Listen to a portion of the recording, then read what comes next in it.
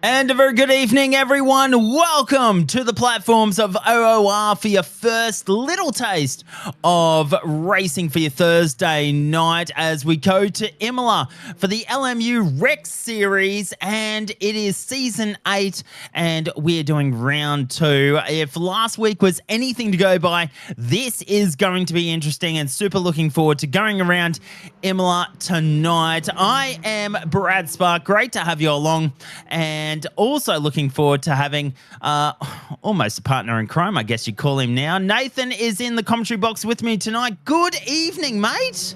Oh, good evening, Brad. You and me stacked in the box again. Who would have thought about that? Mate, hypercars, GT3 cars in LMU, and you and me in the commentary box. What could possibly go wrong? Oh, mate, it's LMU. Anything can go wrong. Anything can go wrong in LMU. We've seen it before. We've seen it already, and we sprinkle a bit of IMOLA in the mix. It's just going to get a whole lot better tonight. I'm all for it.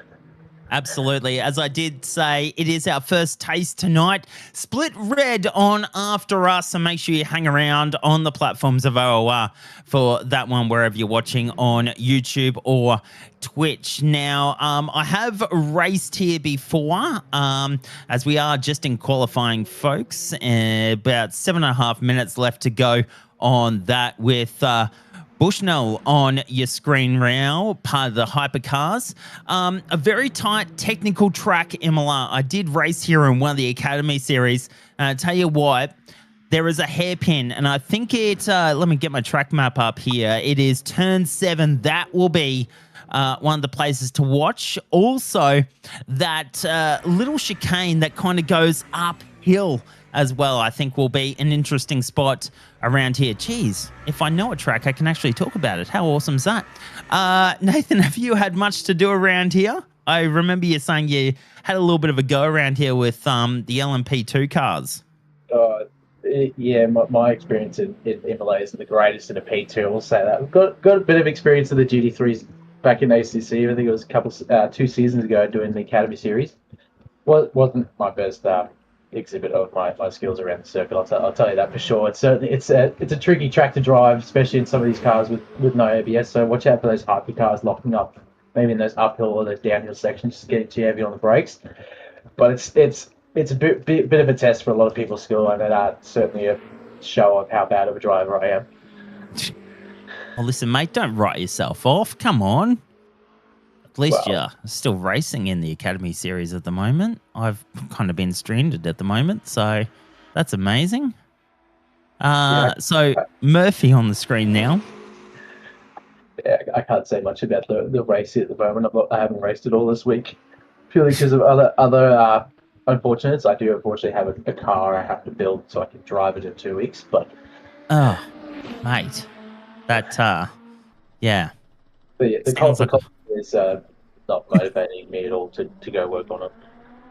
yeah, absolutely.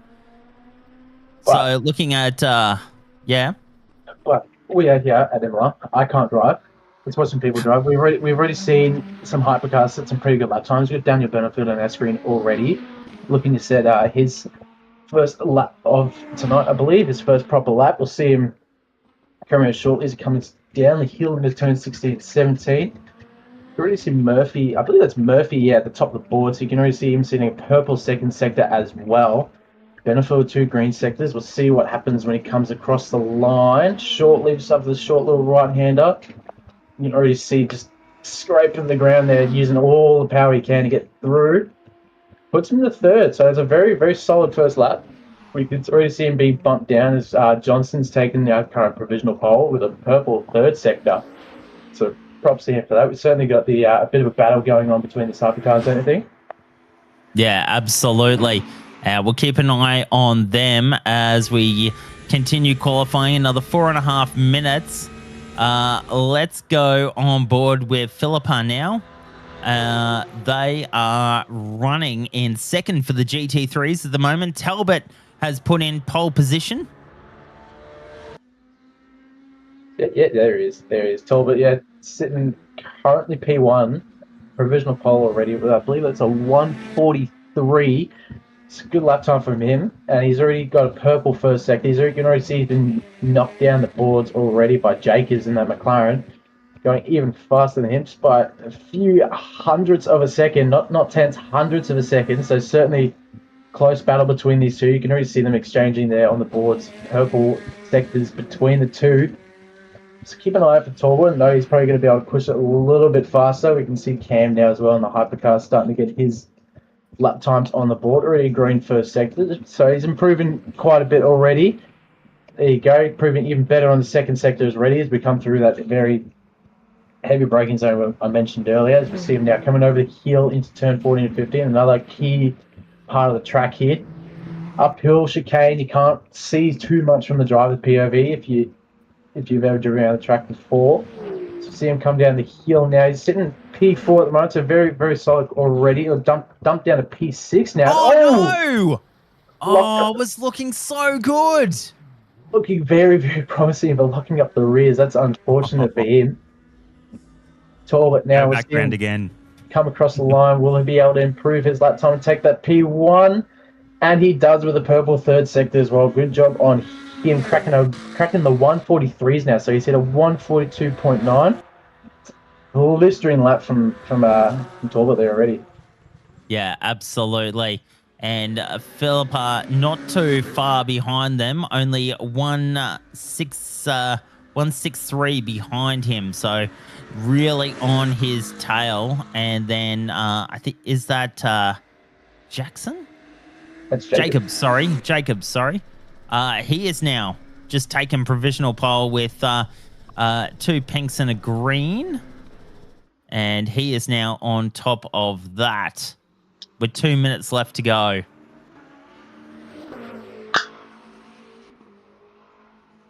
So now looking at one of the hypercars now.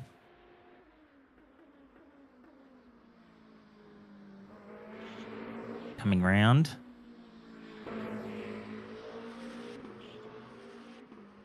And going on to the start-finish straight. Let's see what their time is like as they cross the start-finish line.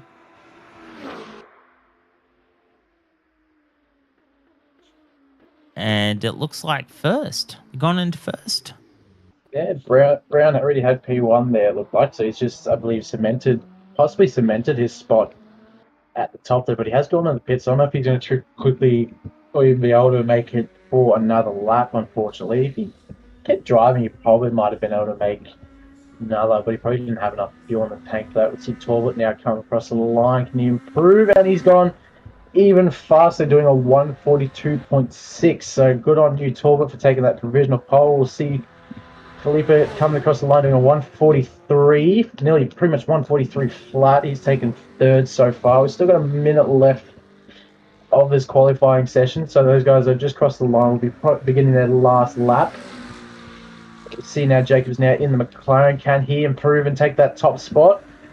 And he does not.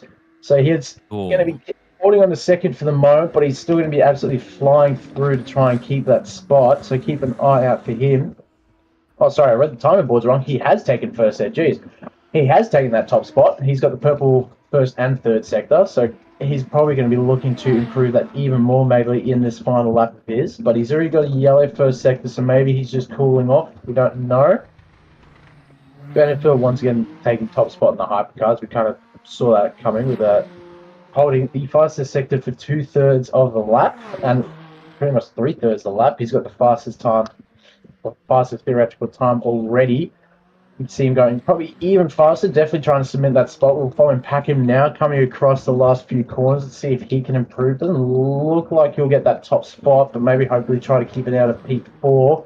Maybe try and get on that top spot, maybe get on that top grid, and unfortunately he does not. It's packing to P4 there. It looks like our top four have already been cemented. Benefit of doing his final lap and already still sitting in pole. You see now Talbot coming across the line, maybe trying to get that top spot, and unfortunately not quite getting it. They're just probably just being a bit off pace there in that first and third sector. Definitely not ideal, but he's still on that front row. Jacobs probably a bit more aware that he can possibly keep a top spot, but still wanting to push a little bit harder. See how he goes. Oh, and he's going to the pits, so he's called it quits. See Harry Lawrence now with the purple P2, sector 2, coming at the moment, sitting in third. So hopefully he can take that top spot, maybe even that front row. We'll see it comes across the line, and he takes pole. Hey, Harry look at him go. Pole. Look at him go in the Aston there with a 142.4. Good run from him. What an upset. What a lap there. Didn't see him at all fighting for the spot in quality. He's just on the last lap, taking that happily and dearly. We'll see Stevie Ty coming around now. I believe the last of the hypercars. He's taken P5, so I don't know if I was Stevie Ty, I'd be pretty happy with that considering the field he's up against. But that looks like it's going to round us out for qualifying already. So hypercars, Benefield obviously at a top spot like normal. We'll have Brown P2 sitting alongside him. Johnson, Packham taking out your second grid slots. And Stevie Ty, Christinelli, Murphy, Vittner, McFarlane, and Bushell will be rounding out your top 10 for the hypercars. Going down to GT3, as we saw Harry Lawrence there take P1 in the last lap. Perfect run from him there. Jacobs sitting P2, probably a little upset that he didn't get that top spot, but he's still on that front row. Talbot sitting there P3. Philippa sitting P4. He probably was also a bit eager for maybe that front row, but not so much. Rashuti, Veninger, and Lele Rossa, and Diabols with, I can't quite see who that is in the Lexus there, rounding out your top 10. We've had some close battles already in qualifying just on the timetable, so I'm curious to see if we'll have the exact same thing here as we go into the race, Brad.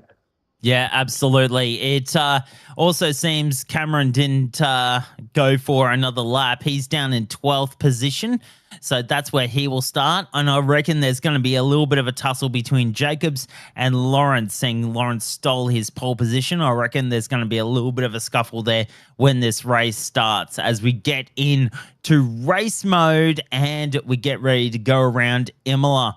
And I reckon this is going to be, as I said at the start, one of the most interesting races we're going to see this season. A whole heap of slow-moving corners, sweeping corners, and I reckon it is, as I said, very, very interesting. So let's see what this race producer is going to do. A partial lap to warm us up and get us moving.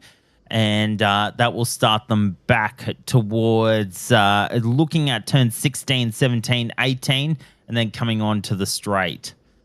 So hypercars now lining up for their race. And you can see just there on the side of the screen, the GT3s. And we are off and moving. Let's get ready to go racing here at IMOLA. They come down now.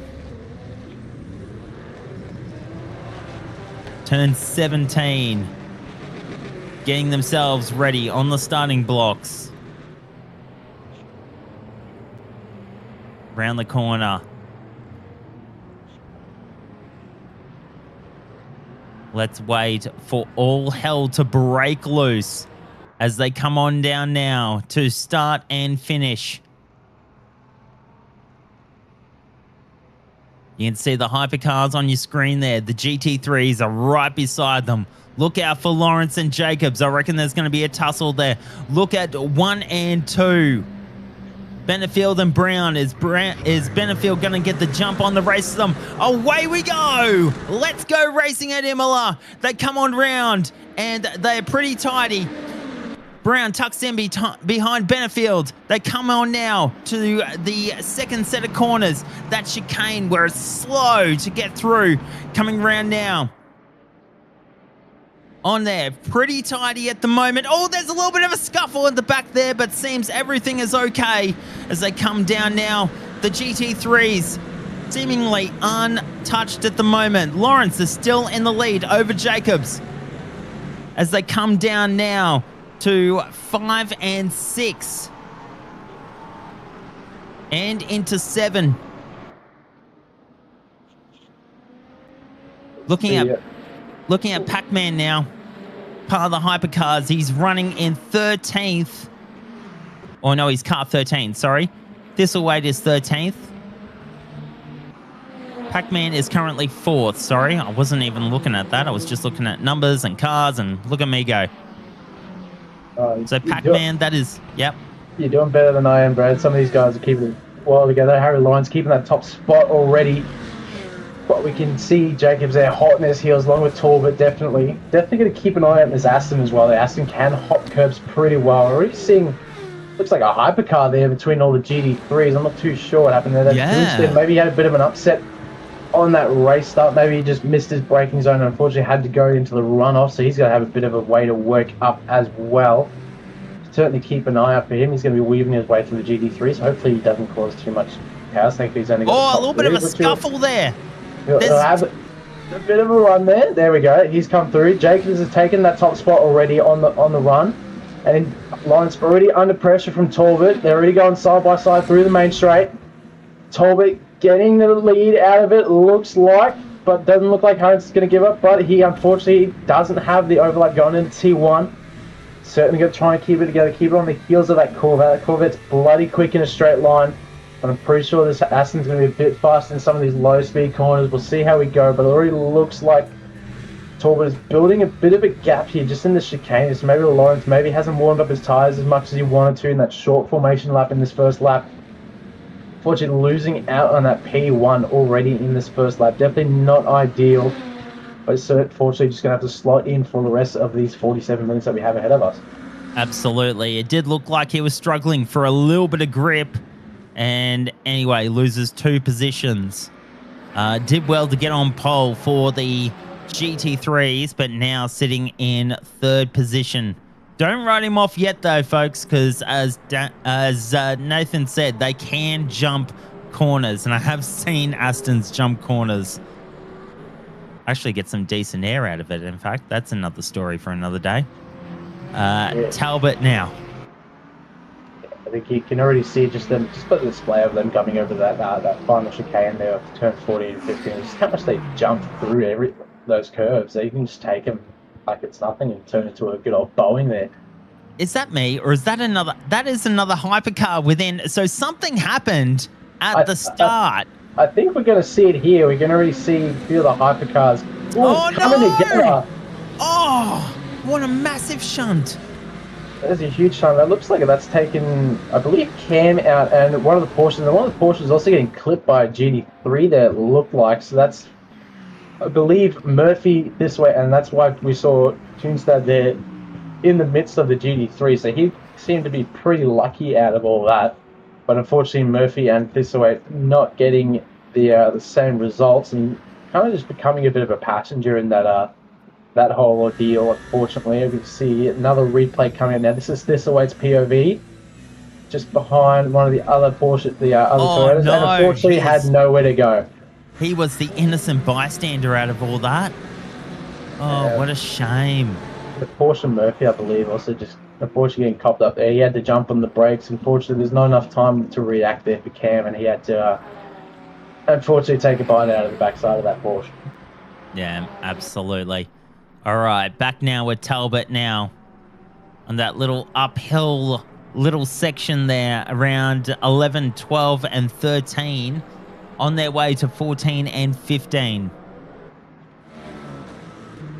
And back with Donnelly. This is a nice little battle. And, of course, the Benny Hignett on the cameras tonight. Thank you very much, Ben. Doing some amazing work so far, keeping the action close to us. Donnelly is currently in 6th position. And we go back to the GT3s. Talbot, we're focusing on at the moment, currently in 2nd position. And there is nothing in it, 1, 2, and 3. With Jacobs, Talbot, and Lawrence just making their way through at the moment, probably biding their time. That's got about 44 minutes to see us through this race. So probably just being a little bit sensible about it and just keeping it all together, but still keeping with those other cars.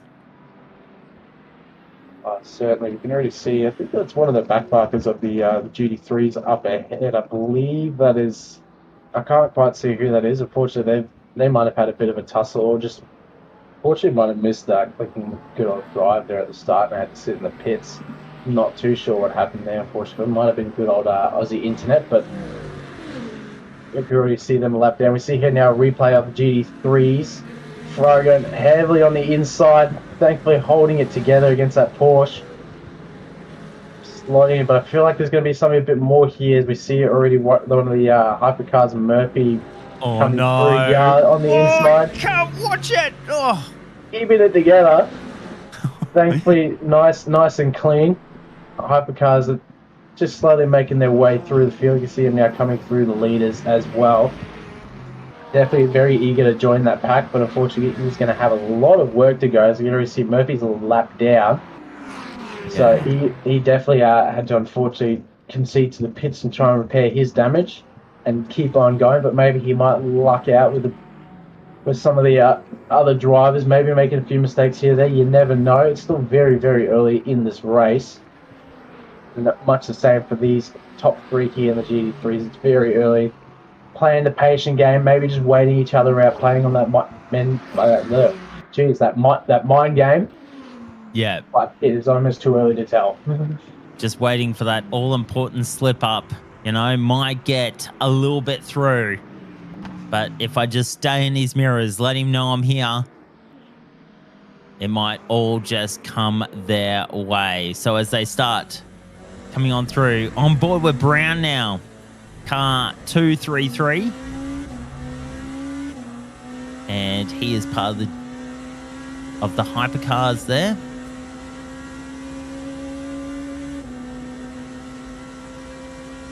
Just saying, he's in 2nd position.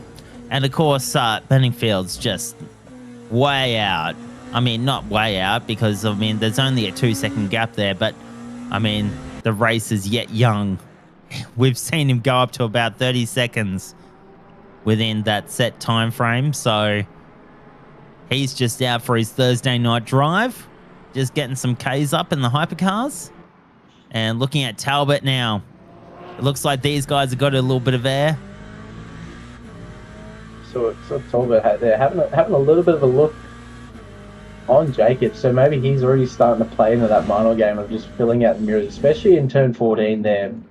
Very, very key point. If you can get a bit of pressure on the car in front, force them to make a mistake rather than trying to go side by side through, that's definitely the better outcome, to not have to make the overtake in that corner. But if you can put a bit of pressure on there, maybe force the car in front to maybe mess up their braking a little, mess up their line and get the worst exit, it certainly lines you up pretty well for the straight down the hill you have. Yeah. Coming back around now, still focusing now on Jacobs.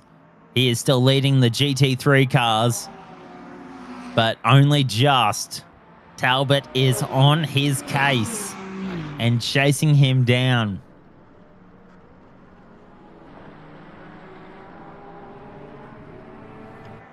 So just having a look at them now. Coming back around, you see that gap. Talbot is definitely out for blood.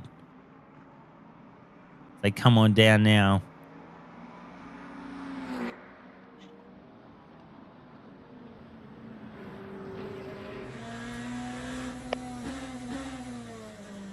On board now with Benefield. And of course, way out in front now, up to 5 seconds now. And just running his own race at the moment. Just keeping it quiet and consistent. Coming around the corners, coming down into that little region where it just goes up. Oh, and one of the GT3 cars has lost it. Is Benefield caught up in it as well? He goes off the track but recovers it nicely. Just trying to give that GT3 car a little bit of room, and he had to just take evasive action through there as well. Oh, and it looks like they're competing. It didn't look like that GT3 car just did not want him to go through. Yeah, certainly doing Rocky. It's a weird spot to overtake, especially if you're in a fast car like a hypercar. You can already see all that Porsche's. That Porsche's there's definitely a little shaken up there. He's going to have to try and get himself reset. He's sort of a bit uneasy there with the hypercar Harry Brown just absolutely flying up on him. He probably wasn't expecting him to come up quick, but that's just the difference in speed between these two classes, and it's just showing it right there. Yeah, absolutely. You can see him just trying to come across the track and then goes, oh, no, sorry. Didn't know you were there. Creep up on me. Sneaky little hypercars just kind of popping up out of nowhere. Sneaky little hypercars. Love that.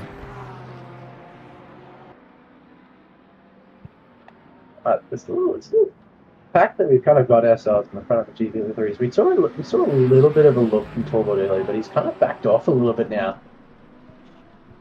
He might have just been able to find a little bit of pace compared to Jacobs up in front. Maybe Jacobs might have just had a small little mistake just to increase that gap a little bit. They are just under 0.4 of a second between each other, so it's not a lot of time normally, but still quite small amount of time in racing, especially at the speeds these guys are doing.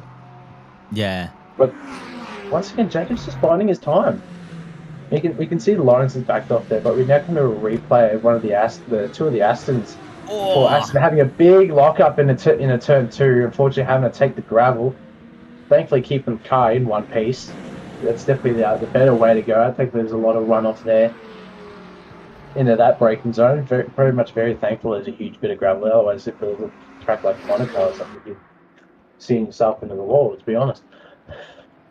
Yeah, absolutely. And having raced here, that brake marker, it comes up very quick. You come off that start-finish straight, and then you look for, it's like a little side road. You slam the brakes on, and you just hope that you can just pull that car up in time.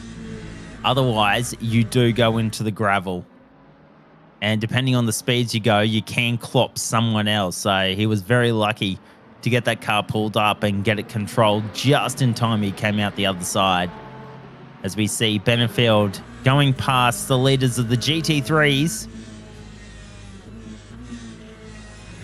Once again, see himself off into the distance. We act surprised, but we're not at this point. We're not. No. I've said it time and time again. Get this man in a real car. He doesn't belong here in the city. Get him in a real car that he can show his actual skill.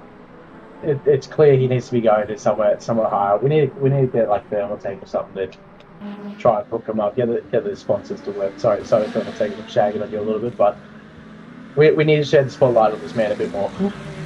Yeah, I mean, I reckon he would just blitz it in an actual car. Even though it's a completely different ball game, because you got temps in the car you need to account for, and other factors as well. So the whole physical aspect of being in a race car, I think, is the main one for us sim nerds. We're used to the nice comfort of heated and air conditioned rooms and everything. Yeah.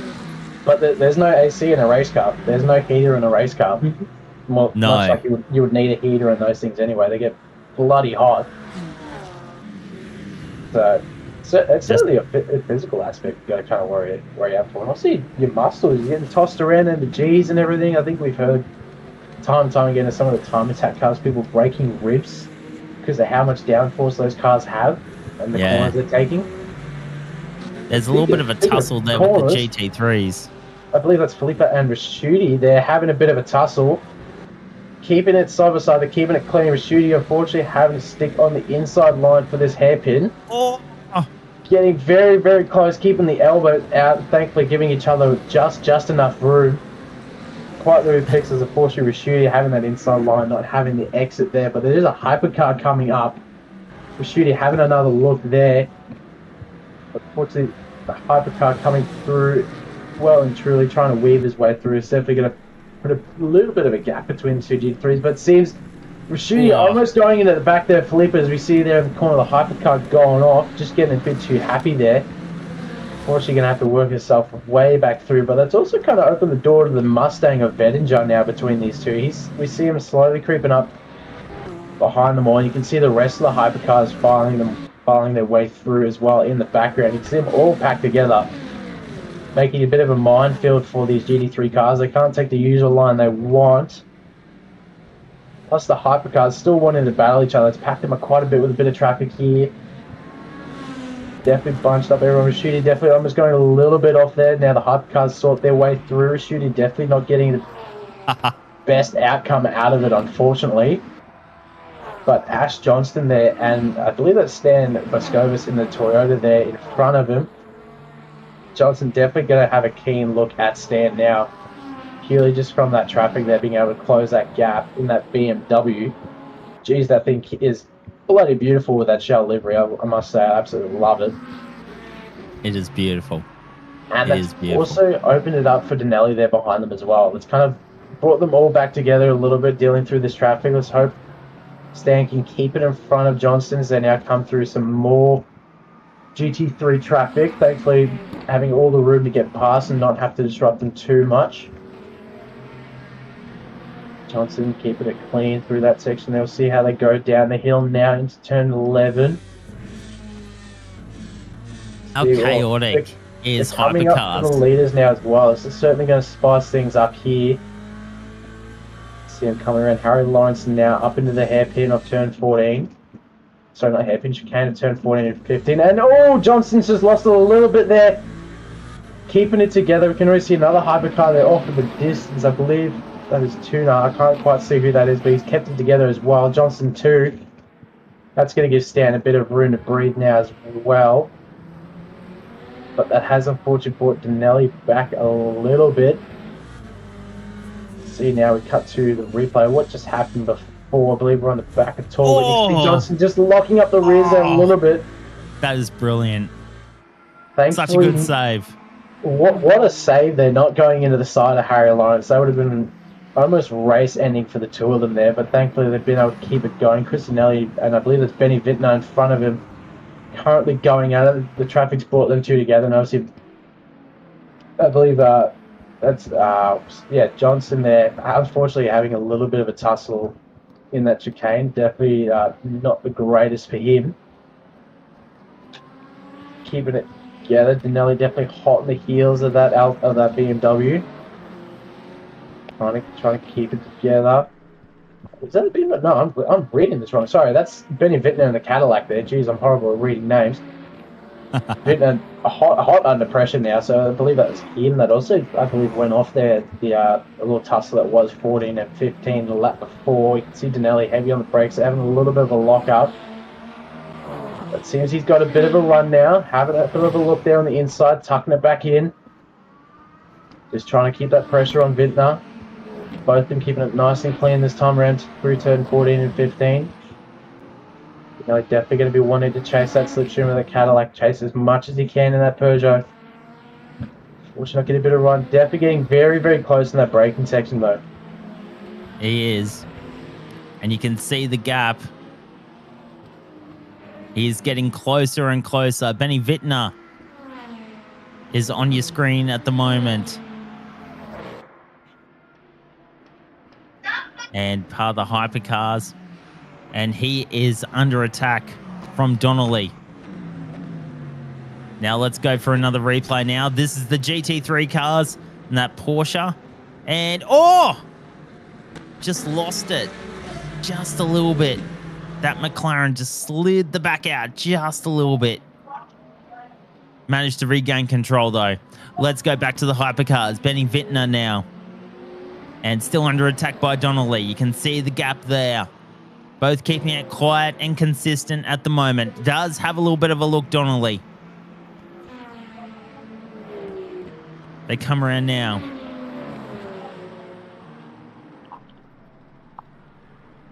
Looking to go into that little section. 11, 12, 13. Oh, and someone's gone off. Johnston. Ash Johnston, it looks like, was that car, was it? Well, I'm not too sure. Have to have a look. Didn't quite see it there, but I believe it might have been Johnson because it looks like he's kind of fallen down the list a little bit.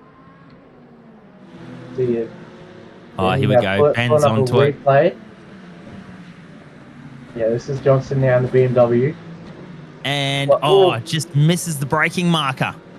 Unfortunately, just locking up there. Squeezes it right down. Definitely a key section of the track to get nice and consistent, especially with these GT3s as well. Look at these guys. All of them packed up into a train. Let's see who's got the best straight line speed as we come onto the main straight. See who's got the better exit. Maybe just get that little bit of increase in kilometers. Looks like they're all going to keep it pretty nice together. You can kind of see a bit of a speed difference now as they all kind of spread out a little bit. See if anyone has a look. Talbot just having a little nudge there. All keeping it clean, thankfully, for turn 3 and 4. Come out, Lawrence. Feels like he's got the better run. He's having a look there on Talbot. Talbot going defensive on the inside. Lawrence having a look at the outside. Talbot keeps the position, keeps it on track. Defended that perfectly. Had swayed Harry Lawrence to try again another time. But Lawrence having a look on the inside, but maybe just break the touch too late there, going wide. He did have a think about it. He did put his nose out and then thought, nah, I'm going to just keep myself back in line and have another crack later. You could see he was right up on Talbot. He's got some speed there. Really out of those corners, 2, 3, and 4, and even 5 and 6. He was under attack. Talbot was under attack by Lawrence, and he's under attack again. Look at that speed. Look at how close they are as they come up to the chicane. Brake. Down into the corner. Jumping over the ripple strips. Coming down now. And you can see Lawrence has just found all this momentum and is now on attack. And you can see Talbot trying to defend because you can see that gap now between Jacobs and Talbot. It has opened up to reveal just Talbot and Lawrence. So these two can go head to head. Back on the start-finish line now. Let's see what happens. There's going to be a speed difference here. Talbot's going to have the advantage, but Lawrence is really, really pacey around here. Coming up. Brake. Down into the corner. Keeping it nice and controlled. Keeping it there. Putting his nose in. You can see him there. He's back again. See how close he is. Almost comes alongside. But just doesn't have enough room to really get on his rear end. And, tries it on the outside. Does not get it. Probably wasn't the smartest decision to go on the outside. Talbot was always going to go on the inside and get the advantage on that one. So, Lawrence waits for another opportunity, but definitely filling Talbot's mirrors with all Aston Martin as they come up for that uphill part. 11, 12, 13 on their way to 14 and 15. Lawrence has another look and comes right up still with Talbot. He's still there. And still making their way around. They come up to 16, 17, 18. Has almost comes alongside him. Still alongside him, just doesn't have enough. Talbot accelerates away through 17, 18 and comes up to turn 19 up on the top, start-finish straight as I try and talk. And what a battle. Well, what a lunge from Harry Lawrence there. That was certainly ballsy from him, to say the least, but unfortunately not having quite the momentum to keep it through. Once again, just going to have to set it up again for another lap. Do you reckon that corner speed that he's got through this section of the track here, this section of the track, and you can see he's probably, you know, maybe fall back a little bit. He's not as pacey as what he was. Might go back to that later. Let's have a look at this. This is a Vintner and Denelli here coming through 14-15, a very crucial zone. Vintner's gone off and gone wide. Gone into the gravel trap and Denelli's gone through. Free position, yes please. And that is the mistake that people are looking for, just filling their mirrors and waiting for a mistake. Let's go back to these guys now. Have got hypercars coming through them at the moment, but still racy. And you can see there, Lawrence coming right up, now through 14, 15.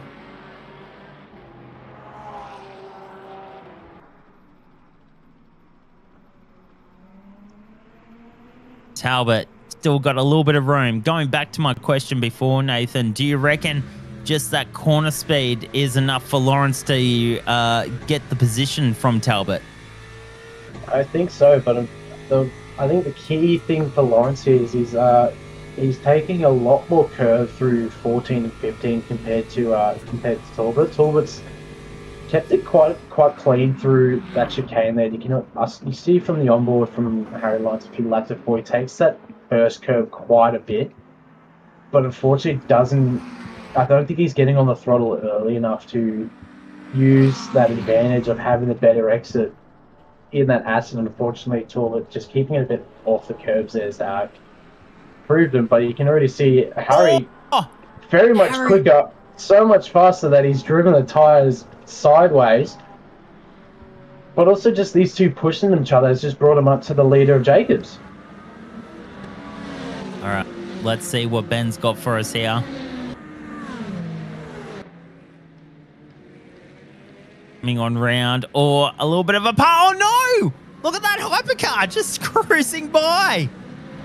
My lord! I wouldn't call that cruising. I think it's a bit more summer nats. It looked like he's just tipped it in and sent it for a spin. But I believe that was one of the Peugeots, if I'm not wrong. Can't quite see who that was in the Peugeot. It might have been Denelli, because he's now behind Vintner. So that's certainly not going to help him out at all. Certainly with tyre wear as well.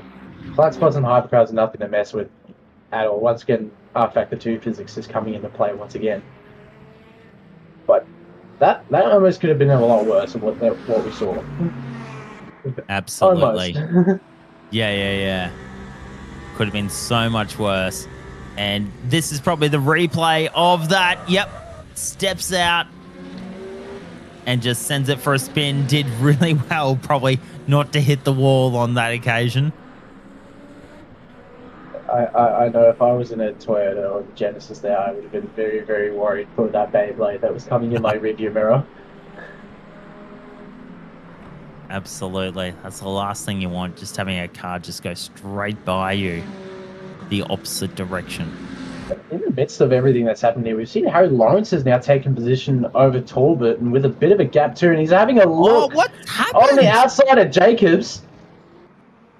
Once again, having another shot on the outside like we saw him a couple of laps before on Talbot, but unfortunately not keeping it alongside. But he's certainly kept it on the heels of that McLaren. Having another look, he is very, very eager for this top spot. Absolutely. It was pretty much stolen from him, so he wants to get back. let's have a look at what happened. We have an action replay here, and you can see Lawrence just coming up against Talbot, getting through that corner nice and cleanly, just keeping it nice and forward. So gets that job done against Talbot. What is he going to do for Jacobs now? Is he just going to wear him down? Because that's literally what he's been doing. But don't write Talbot off. He is still in the running. There is only very, very small margins that separate these gentlemen as they come on now to the start and finish straight. Let's see where the power is, and let's see if Talbot can actually catch up. You can see probably there's a little bit of a gap there now. So this is where Lawrence is his best around the corners. 2, 3, and 4. Gets through unscathed on his way to 5 and 6. And still, you can see him. He is on Jacobs. Got a little bit to go before he can attack, but you can see he is hungry for that position. Around turn 7. On the way to the chicane at turn 9.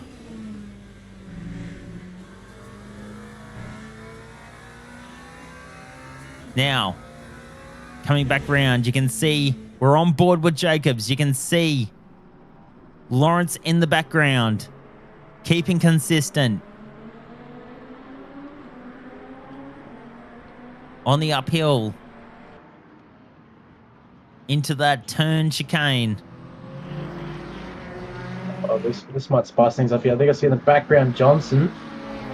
This might spice things up between these guys. Hopefully Johnson can get in front of them at the right time. This is going to compromise them quite a bit. He's got in front of Talbot there, so Talbot's not going to be affected too much. It looks like both of these GT3 cars are going to get very, very lucky by only getting past on the main straight. So lucky for them. Very, very lucky there for all of them, really. That could have been very, very annoying if you were either Harry Lawrence or Jacobs there getting held up by a hypercar. Obviously, they have a bit of an earlier braking zone than the GT3, so hopefully Johnson can see himself in the future. Had a bit of a lock-up there going into turn 2, so he's still trying to work his way back as hard as possible. You can see the rest of the hypercars in the background. They're also having a bit of a tussle. But the one to watch at the moment, Harry Lawrence, eager for that top spot on the board again. And we're watching him now work away and working down Jacobs. A little bit of a tussle here because Lawrence did steal pole position from Jacobs. So let's leave them there. Let's go back to the hypercars. Well, no, they're coming through the hypercars. Hypercars are coming through them now, so this is interesting. The added mix of unwanted traffic. I believe that's Johnson, Sirimana, and I believe Bittner. Yeah, Bittner there in front of Harry Lawrence as well, working their way through. They kind of separated the GT3s at the moment, also separated themselves coming through the traffic there. It's Johnson having a bit of clean air now, as I believe we're on the back of Bittner. Coming up very close, being a little bit held up there by Jacobs. Maybe just not too sure where he was going to go. But that's going to have to now put in a bit more work for Lawrence. You can see a bit of a gap has been formed between the top 3. They're all separated themselves out. Lawrence has got a bit of work to put in as we come into the last 16 minutes of this race. Obviously, no pit stops for these guys. They probably had to do a bit of fuel saving to keep it going all together. Maybe they're doing that now. Maybe trying to save it up for a last lap push.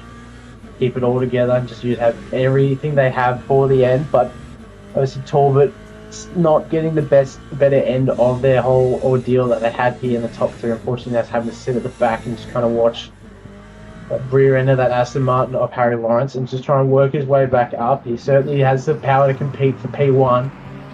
Unfortunately, just not having a position on track to do so. Absolutely. As another hypercar comes up through 1, 2, and 3 of the GT3s and working their way through. Everyone's sitting at about 34%. So it's probably energy saving time to get them through the last 15 minutes or so. But if last week is anything to go by, I mean, people can get real mileage, especially out of the hypercars. I think we saw one of them, and I can't remember who it was, but they went right down to like 3% before they even pitted. I believe that was Bettinger in this Mustang, if I'm not sure. That's right. Yeah. I remember. Yeah, Bettinger unfortunately had to pit. I think he had to pit a bit earlier in the race due to damage or so. And unfortunately, I don't think he had enough space left in the tank to keep going for the rest of last week's race. But thankfully, it doesn't have the same case now at the moment. Bettinger's happily sitting in P5, so definitely a lot better result than last week. But unfortunately, he's got quite a bit of work to go up, as he's got quite a bit of distance between him and Felipe in that Porsche. So he's going to have to work to out. Felipe also probably wanted to work his way up to the top 3, but it might not have the run to go unless something happens in the front here. They've all kept it very clean, and I pray they keep doing so. But there's still just under 15 minutes left in this race, so almost anything can still happen. My money's still on Harry Lawrence for that top spot. I think he's well deserved it, but he's got to put the effort in and show it on track. But Jacobs has so far kept it very clean this race. Very lucky enough to have that P1 spot pretty much off the first lap. Just hold it and keep it nice and clean. You can see one of the hypercars coming through, one of the Astons. That hopefully not going to hold them up too much, especially in this zone here. It looks like hypercar's thankfully biding his time, just waiting until he can get his spot to go in front. Harry Lawrence there, obviously having to let him by, just keep it nice and clean, keep his line, and he doesn't have to do anything. But even some of the other hypercars here, Packham, and I believe that is Brown in the Porsche in front of him, also having a bit of a go. Packham's worked his way up. He's now fighting for that P2. He's already got P3 sorted on the table at the moment, but there's still another hypercar of a Thistleweight behind him, so he's certainly going to have to keep an eye out. Oh, sorry, not Thistleweight, Stevie Ty behind him. But he's certainly going to have to put the work in to get that P2. Stevie Ty definitely eager to get onto that podium. Definitely might be trying to just keep following Packham, and hopefully Packham forces Brown to make a mistake, or vice versa. But unfortunately, he's just going to have to keep closing that gap up, work that car real hard. You can see him jumping the curbs there already. Trying to keep all 4 tyres on the track, trying to use all that grip, and just keep pushing the best he can. But unfortunately, he's going to have a lot of work to put in here. There's a pretty big gap. Packing pretty much in the same situation, just outside of that range of being able to use the slipstream. So not quite yet in the attacking range, as we call it, but he's still got plenty of time to do so. He's still got 12 minutes left in this race. Certainly all the room to play for here. But Paul Packham, absolutely, just going to put in the work and just keep going. He's kept it clean all race, thankfully. But unfortunately, it's that case of I need to catch the guy in front. And it just seems like it's not going anywhere, but it's actually working just millisecond by millisecond. Absolutely. It's wearing that car down in front of you. And that's exactly what those GT3s have been doing this entire race, just wearing each other down. And you can see there's actually a little bit of a gap there. Jacobs to Lawrence was at one point about 1 second. So there is a little bit of a gap there. And now back to half a second now. So Lawrence doing his bit. Just doing a Benefield update, because why not? He's about 28 seconds in front of Brown and then Packman. So there you go. He's on his Thursday night drive. Let's go back to where some of the action is. And Harry Lawrence now trying to hunt down first position for the GT3s. Let's go for this replay now.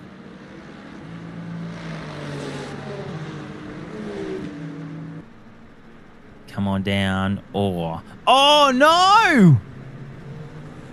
I wonder if he clipped that hypercar. Oh, that's certainly another proof of of how technical that section is there down the hill. It almost looked like he just got on the brake a bit too aggressive there. Just lost the rear end in that Porsche. Porsche obviously very good in the mid to high speed corners, but unfortunately, mine just ran out a bit of talent there in that Porsche. As we get into the final 10 minutes of this race, there's Benefield on your screen now, up to about 30 seconds. This may as well be 30 seconds because it's 29.5 at the moment. There's Brown. He's in second position for the hypercars. And then Packham behind him. I was saying Pac-Man, but it's Packham. I do apologize. He is running a third at the moment. 30 seconds behind Brown, it looks like. And then behind him is Stevie Ty. And then Johnson. So that will round out your top 5 for the hypercars. You can see Johnson there on your screen doing the laps. And currently running 5th position. Let's go to your GT3s now, where all the action has been. Jacobs still there in first place. Lawrence probably about half a second behind him at the moment. And then you've got Talbot, who looks like he's about 2 seconds behind. So don't know what the strategy is there. He was right up with him at one point. So I don't know if it's a fuel saving or maybe he's lost his tires or it's just trying to get through the race. Right, Lawrence and Jacobs. You can see Lawrence just having, I guess, a little bit of a look. Just swerved in and out. He is now making big moves on Jacobs. You can see that gap there on your screen. He is right there for the taking. He can see that. He can feel that position. He just needs to keep it together for another 8 minutes and hopefully do something with that as they come on now.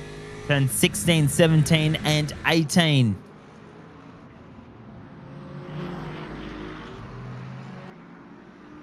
No, my apologies. 14, 15, because I know where I am on the track. It's good, though. Harry Lawrence, the GT3s. This little tussle has been going on pretty much all race. Was in third. Right on the first lap, he just dropped down 2 positions and now has made it back up to second. And now trying to find a way through. Packham now, focusing on him. He has got Stevie Ty behind him, but not immediately behind him.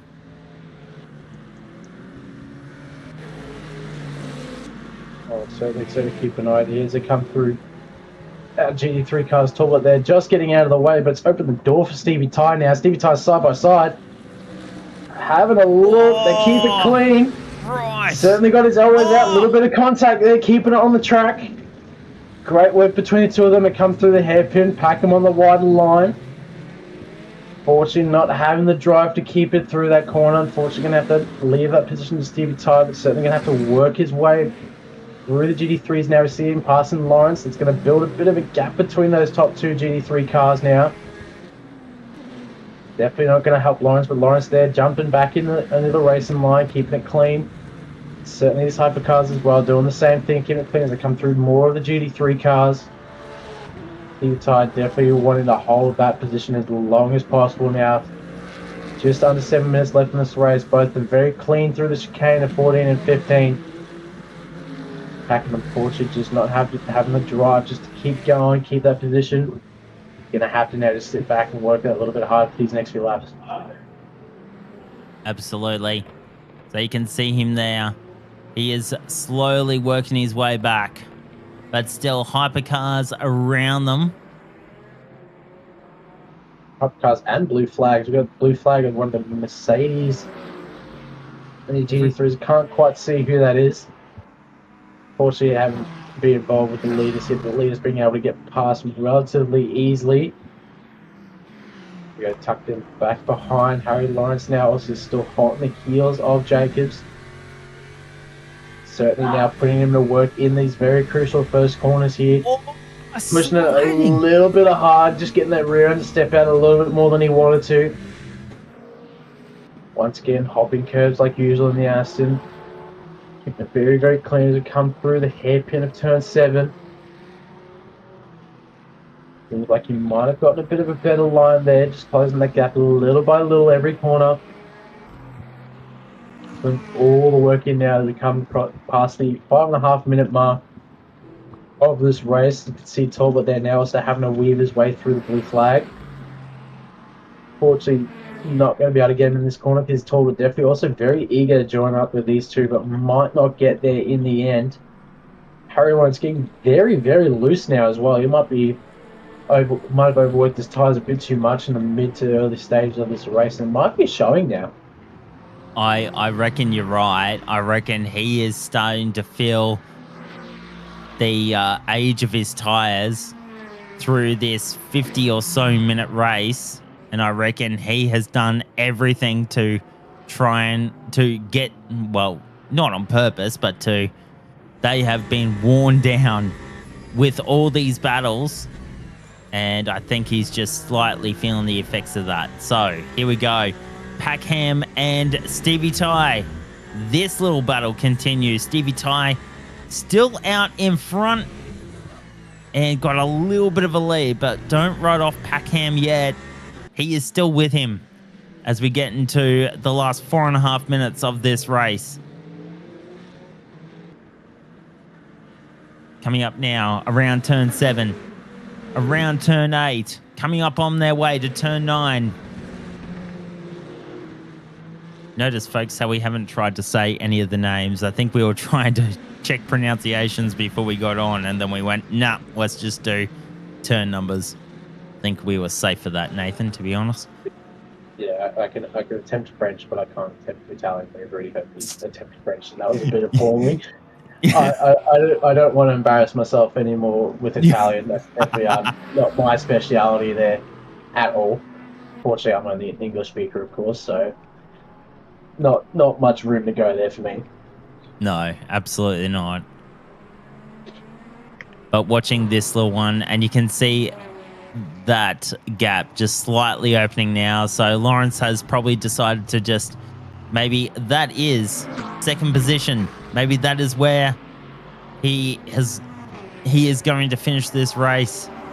Or has he got more tricks up his sleeve? You can see he's got a bit of air around him now. But what a great, great battle this has been. Literally from the start. All right, here we go. Stevie Ty now. Having a look. He's having a look on the outside there of Brown. All working his way themselves up to Brown. Brown's been sitting in P2 pretty happily all race, but now he's under pressure. Certainly going to wake him up quite a bit now. He's got Stevie Ty hot in his heels, and we've got a Porsche there in front, thankfully out of the way for them. Fortunately, packing there in the back, they're not, unfortunately, going to be able to get the best out of that situation either. Certainly going to have to work his way up. It seems Stevie Ty has got all the power left in his car to keep going and go for that P2. Hot on the heels of Brown. Let's see if he can get anything out of it. He's slowly closing that gap. That Toyota's blitzing fast in that slipstream. Oh! Having a look on the outside. Brown goes defensive. Keeps it together. Keeps that position on track. Still keeps it nice and clean. But Stevie Ty might have just enough gap to get that slipstream coming into turn 2. See what happens near now as we come across the main straight. Has Stevie Ty got enough toe? Doesn't look like it's going to be enough to get any overlap at all. He's just going to have to put the pressure on. Has a look on the outside. Brown goes partially defensive, just holding the middle of the track there. Both of them keep it well together. Packing, you can see they're closing up a little bit from this tussle here. Certainly going to be quite interesting here. We can see Harry Lawrence now having a look on Jacobs on the inside. Jacobs turning in a little bit too early. Bit of contact. Thankfully, none of them come out worse, but it's getting very, very close. Stevie Ty still hot on the heels of Brown. He looks like he's had a look there. Once again, but on the inside off turn 7, and he's just going to have to sit back and go again. Packing, you can still see him behind there. Definitely curious to see what happens out of this battle. Stevie Ty now a very key sector here to keep nice and clean, and definitely a key spot to make up some time. You can see him closing that gap. Oh! Just getting a little bit loose there coming out. Fortunately keeping it together. Brown going defensive on the inside. Stevie Ty thankfully not getting caught up, but it looks like he's going to have the blue flag there, the Mustang there in his way. He's going to have to work his way back up. It's opened the door for Packham now. Packham hot on the heels of Stevie Ty once again. Stevie Ty now under pressure from Packham. Packham thankfully not having to get too eager into there, but just keeping it back. He's going to try and use what he can of that Peugeot, what's left of the tank now. They can come across the line. It's going to be the final lap for these people here. Let's see what happens. They come across the line now, starting the very last lap for them. Packham P3, sorry, Packham P4, Ty P3, and Brown P2. It's a battle for the podium here. Packham definitely eager to get onto that podium. If you're P3, Stevie Ty very eager to get P2. Brown eager to hold that P2, and you can see Lawrence and Jacobs very much in the same thing. Lawrence holding that P1 on this final lap as they come through in the last section here. Lawrence still holding the lead. Looks like Stevie Ty is going off there, so it's not good for him there at all. Lawrence still under pressure from Jacobs. Jacobs having a look on the inside, but it's not enough. Lawrence keeping it nice and clean together. Thankfully getting a good run out of the last few corners, and looks like Jacob isn't going to have the run out of it. Harry Lawrence is going to take P1 for the GT3s. What an effort from Harry Lawrence there. What an effort. What an effort. And here's what happened to Stevie Ty. Seeing this replay now as they come back now on to the start-finish straight. Is this how it's all going to end? And here's Benefield. Had his arm on the window all race, and he's done well. He will take P1 for the hypercars. Oh, but here's the replay what we had before. See Steve Ty on the inside. Oh, the collided with Brown! Oh! Fortunately, having that little touch with Brown and just off the track. And you can see the Mustang doing the same thing as well. Jeez, on the last lap. Unfortunate for Stevie Ty. He will take P3 and Brown will take P4, giving Packham P2. What a race between those three there as well. What a last lap battle we had there. And let's not write off the GT3 cars. Lawrence, I mean, hats off to you, mate. You did really well. So Lawrence takes P1 right at the last minute. Then Jacobs, then Talbot, then Philippa, Raschuti, Rosser, and then the Lexus there. I can't really see that name. Farrelly, yeah. And Vadavicki is 8th, and Diabols 9th, and then Lele is 10th, and that will wrap up this race around Imola. Tell me, Nathan, who will be your, I guess, racer of the race? Can we say that? Racer of the race? Driver of the race? There we go. Driver of the race. Driver of the day. There we go. That's the words we're looking for. Oh, I don't know, man. We've had some fairly good battles there tonight, and it's been pretty hard to pick out of all of them. I'll be honest. I can't choose. I can't choose tonight. Yeah, it's certainly some great performances, some great driving, and it's certainly been entertaining to watch. Stay with us on the platforms of OOR, because coming up is Split Red, and you're doing a double shift again, my friend. Yeah, I'd say unfortunately, but I actually do love it. I do love commentating here, so we'll be back very shortly for good old Split Red around Laguna Seca. We'll be going live again in about, I think it's 9 o'clock here in Australia, so in about 20 minutes time, we'll be going around good old Laguna Seca for Split Red. And for the moment, that is good night from us here for WEC for this week. So thank you to everyone, and thank you, Brad, for joining me in the booth for my ramblings. That is the double standard commentary. But thank you all for coming around, and we'll catch you very shortly for Split Red. Yeah.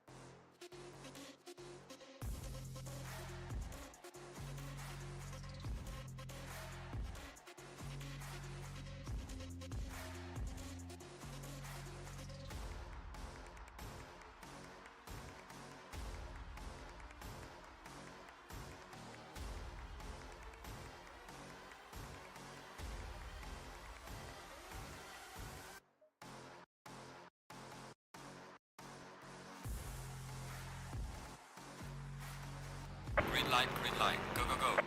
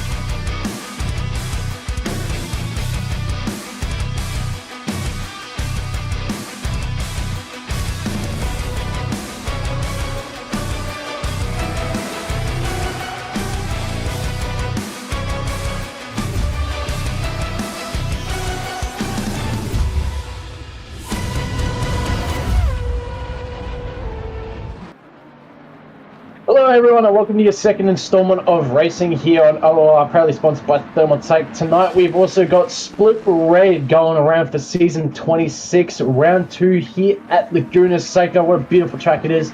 I'm joined by a beautiful man, George Octane, in the box with me tonight. George, how are you doing? Mate, doing fantastic. Looking forward to this race. Unfortunately, I missed out last night, so all right. Hopefully, these guys have a better run, and I'd like to see again. I would like to see how that Jag goes around Laguna Seca.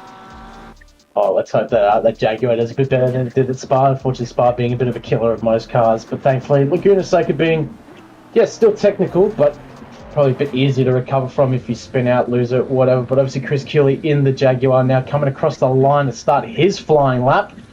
See how we go. We've got a pretty packed grid with us tonight. Obviously all the boys running the Lambos once again because, the success bobbits are matter or whatever, but who cares about that?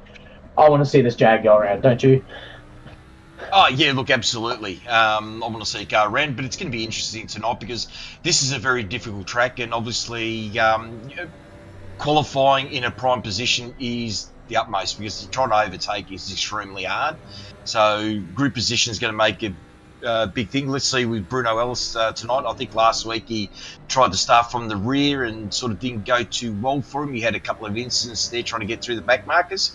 Tonight's going to be a very, very interesting race at the front, that's for certain.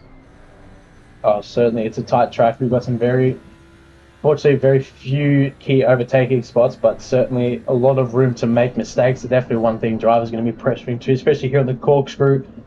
Probably the spot to get right. If you get it right, you're good for the rest of the end of the lap. Notice Chris Keeley kept that very, very clean through the corkscrew already. You can see him doing very well already, just coming through these last two corners. You can see him +6 already up on his delta from his out lap. See how he goes as he coming across the last corner now. See what happens and see what that beautiful, beautiful Jag can do. The first lap time being set on the board. What's it going to be? 1:23.6. Well, do you think we're going to be chasing a few seconds faster though? You reckon we're going to be chasing near that as we see some of the others like Ron Denella come across the line? Yeah, look, absolutely. I think Pole's going to be into the 21 somewhere. Maybe mid to low. I expect Aiden to be extremely quick in the... Oh, there you go. He just posted he's on top there of the 22 flat. So I expect Aiden to be mid to low 21s. The Macarena is extremely quick, even though he copped a little bit of bot from last week's victory. Still going to be a very, very hard car and driver to beat tonight, but let's see if the rest of them can catch up. Ooh, Giacomo is only 0.012 behind him. Good, nice lap with the BMW. Here we are, we're on board with him now, and he's up slightly. Very easy to lose a little bit of time here if you get it wrong. Now we're on with Sam. How is he going? It's 0.3 up, going through the corkscrew. Does he gain a bit of time? Yes, he does. He's gaining some great time there, about half a second. Let's see if he can maintain it, get him down into the lowest 22s with 2 more corners to go. Let's see, there we go. Obviously another one of the Macca drivers there in the Pro-Am class. Let's see how he can go on the top of the Pro-Ams. Getting a bit wide there on the last corner. Yeah, invalidated. Unfortunately, he hit the dirt, and that invalidates out there. Been there, done that many a times. Yeah, I think you can show my experience on this track. I love this track. I've driven it a few times, but not super competitively here in ACC. Also a bit sad that I missed out racing last night. Thankfully, I wasn't on track with all that chaos that was last night. But we'll see now as Gallagher comes across the line. Going up to P7 in that Porsche. Also probably maybe a bit of a car to watch out with, especially around some of these corners of the track, don't you think? Yeah. It's very difficult to get it right. It does tend to slide a fair bit like a typical USA track. Doesn't matter if you're a Coda or anything like that. You do tend to get fair bit of sliding here, and the best way to go around here quick. Other guys could probably give me further instructions on that, but I think slow in, fast out, prepping early for the corner and just powering out is the way to go. You're attacking these corners a bit too hard can really compromise you a bit. So here we are, we're on board with Tim Go. Let's see what happens here. He's always gained a bit of time. Can he maintain it through the corkscrew? Here he's maintained, he's gained a bit of 10th now. Oh, he's just bleeding a little bit there. With 2 more corners. Oh, big tank slapper. Does he save it? Yes, he does. All right, needs to resettle it down and start again in that Milwaukee Mustang. Well, Kiri at the moment, how's he going? Up by 0.3, just losing a bit of time there. He's got to dig that teeth into the track a little bit harder. Trying to get the drive. Also went out there wide. 0.3, maintaining. Ooh. Just losing a bit of time. Track temperatures make a big part here tonight too, because it is up at around about 24 odd degrees, which gets the tyres a bit warmer. Shot 0.3 going across the line. Put him into 5th spot. Well done. 22.487. Well, here we go. Got a replay going. Oh, the big tank slapper here of Mr. Gove. Oh, just getting it on that ripple strip a little bit, and ooh, well saved. If that was me in the Lambo, I would have been exit stage left, mate. I would have been gone. I could agree with you as an Aston driver, but thankfully the Aston's a bit more carry. You can just power on, just kind of hold the power slide, but I don't think I would have been able to hold it there either, especially in a Mustang of all things. I found that things kind of once you start losing it a little bit, you just kind of go on. You go hands off the wheel. It's like, all right, I'll exit stage left. My time's gone. See you next lap. Here we go with us. We're on with Stan here. He's 0.18, losing a little bit of time. Could this jump him a little bit into second? No, just misses out by 2/1000ths of a second there. So he's got a bit more room to go. He did lose a lot of time coming out. Here we go on Aiden. Can he gain a bit more time? Maintaining 0.1, so that will get him into a 21.810. Well done. I still think there's a little bit more time. There's 4 minutes to go. I don't think this track is just so small, and the amount of cars there, you just can't come into the pits, put another set of tyres and get out and try to get track position. Here, maintaining track position is the key for qualifying. Here we are, 0.4 up for Miller. Can he maintain that to get him into the 21s? Does he come out? Yeah, maintains it slightly. That should drop him into a 22, I should say. Dip 22.592 into 9th spot. Well done. Well done, slopping himself into the top 10 there already. To see Tim Goby now coming over into the corkscrew. Can he hopefully have a better exit out of the next corners after he's up on the Delta? He's gained a 10th there in the top of the corkscrew, but it looks like he's lost a little bit there coming out the bottom of it. Once again, gaining a little bit of time. Let's see if he keeps it together this time. He does. Heavy on the brakes, but he's lost a bit of time there into that corner as well. Just keeping it in the 210s. Let's see what he can do out of his last corner. Looks like he's lost a bit on the entry there. Maybe it's helped him on the exit. Just still bleeding a little bit of time, so it looks like he'll just get the 10th. Tosses him up into 11th spot. Probably not where he wants to be, but certainly an improvement from last lap. Yeah, Aiden just putting in another good lap of a 21.655. 0.36 up on Giacomo, so that's going to be very hard to beat. Here we are with Miller. He's up again. He's 0.15. Can he maintain it through here? Just got to be smooth, not sliding it. No, he just lost it a little bit by sliding the car. It is so easy to bleed time on this track. Has he come out of the...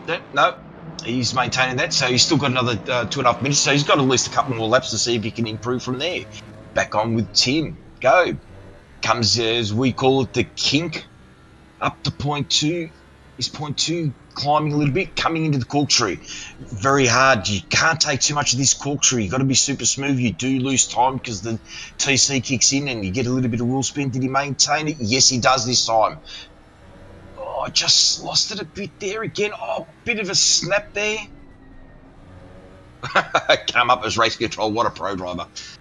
Come on, Tim. Can you get it in there? Let's get out of the last corner. Accelerate properly. Try to gain some time. Oh, a little bit of sideways slide. You're just going to see the time just bleeding off slowly as he goes across the line, but he should get himself up into P6. Well done. Still got another lap to go to try to improve it. Potentially 2 more laps. So let's see what Bartoletti's got in that McLaren. Getting a little loose there. Just positive on the Delta, so we'll see what happens here. Wouldn't expect him to go too much. He's gotten 2/10 up now, but it's bleeding off fairly quickly. Doesn't look like he's going to be able to improve his on track too well. He goes up 1 position there, taking Aaron Campbell's P16. Certainly probably wanting to try and improve that on his last lap. We see Sam here now also wanting to try and improve as he comes up through the kink. Already seen 3 tenths up, well and truly sure, hunting for a top 10 spot there. He's got a bit of traffic in front of him. Oh, going side by side there with another McLaren. That's certainly cost him a bit. You can see it there on the Delta. It's plummeted down to pretty much zero, and he's invalidated as well. That's very unfortunate for him, and on his possible last lap there. Giacomo now coming across the line up on the Delta, hopefully wanting to get that top spot, but it doesn't look like it's going to be enough.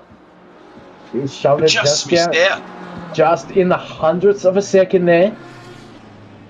Hopefully he can get that now as well. We'll see what happens a bit later on in the lap. Warren now, currently P9 coming through the kink. Doesn't look like it's going to be too good of a lap for him. Let's see if he can make up some time through the kink. Sorry, not through the kink, through the corkscrew. Doesn't quite look like he's got what it takes to get any improvement out of this lap. Oh, here we go. We're on with Miller. He's 0.3 up. Can he maintain it? Oh, no, it's... Yeah. Yes, he has maintained it. No slide. Oh, just lost a half a tenth there. Can he accelerate out of here? We know that this Lexus, unfortunately, needs a nice long straight because that's where the power is. Nah, just bled it all that time. Just lost it all coming out of that corner. And he's finished. He's done. Let's see if we've got any others that are trying to complete their laps and gain any time. Oh, someone's cut the track there. Seems like Sam cut the track there, unfortunately invalidating once again, but definitely nowhere near anywhere in terms of Delta on trying to set up. So maybe he's just trying to get another practice lap here. Let's see Siaman now positive on the Delta. Obviously a bit lower in the field than that Ferrari, but let's hope he can get a little bit higher up near in the 4/10. Let's see what he can get out of it. Still holding that 4/10. Where's that put him? That puts him P27. So certainly going to be a well-rounded re-end of this field. Obviously Aiden Squires now coming around the last corner, not really able to get anything out of the Delta. And also getting very, very loose there in the last corner. Also disrupting that Mercedes behind him.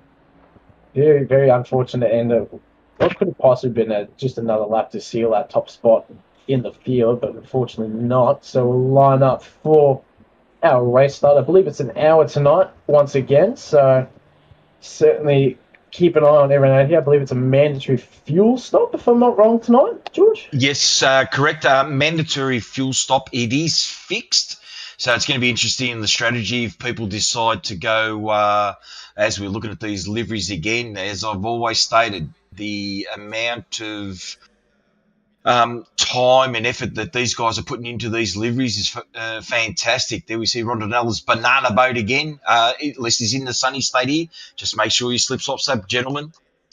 Mandatory fuel stop fixed, and it's going to be interesting to see if anyone's going to take tyres or run long, run short, and swap tyres. We'll see what happens tonight.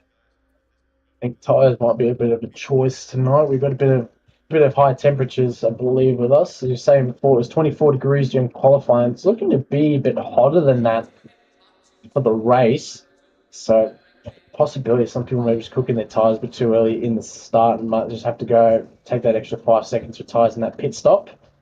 But we'll see how it goes. It's a very big strategy game tonight for a lot of these people, especially with some of those front runners probably going to be looking a bit more of the strategy spot if they can't make it on track, but we'll have to wait and find out for the race. Absolutely. The key to this track is the start.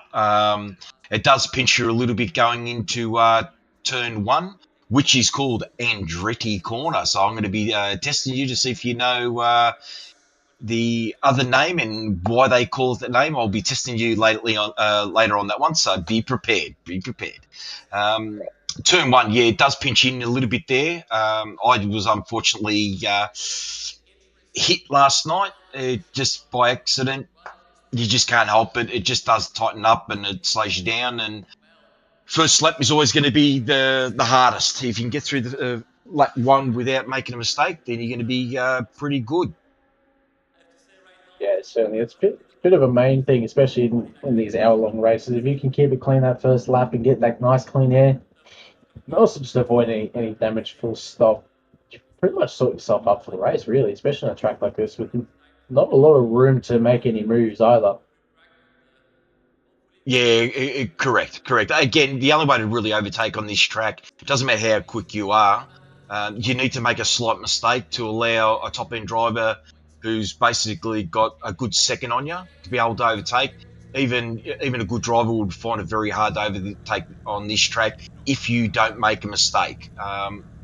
That's where the difficulty is. I believe this is probably one of the hardest tracks. The only track that I think it's probably just as hard, if not even harder, would be Alton Park. But let's see what happens tonight. Here we're going on now, warm up lap. They're going to get them up to around about, say, 110 kilometres an hour to try to warm up those tyres and brakes. Very crucial to make sure that those brakes are nice and warm going into turn one so you can actually pull up in time. So the kink there, where it's got a little bit of a corner there, makes it very interesting. People try to get on the inside. Let's see what happens. Yeah, certainly. You see, obviously, drivers now sitting in a single line to get around the track. Obviously, I feel like track temps are probably playing a key part in just what's going to happen in terms of tyre wear and also just warm-up strategies, possibly for some of these drivers. Quite a bit. Obviously, this track is fairly hard on the tyres with a lot of off-camber, uphill, downhill. There's a lot of pressure on the car and on the tyres and just on the driver, full stop.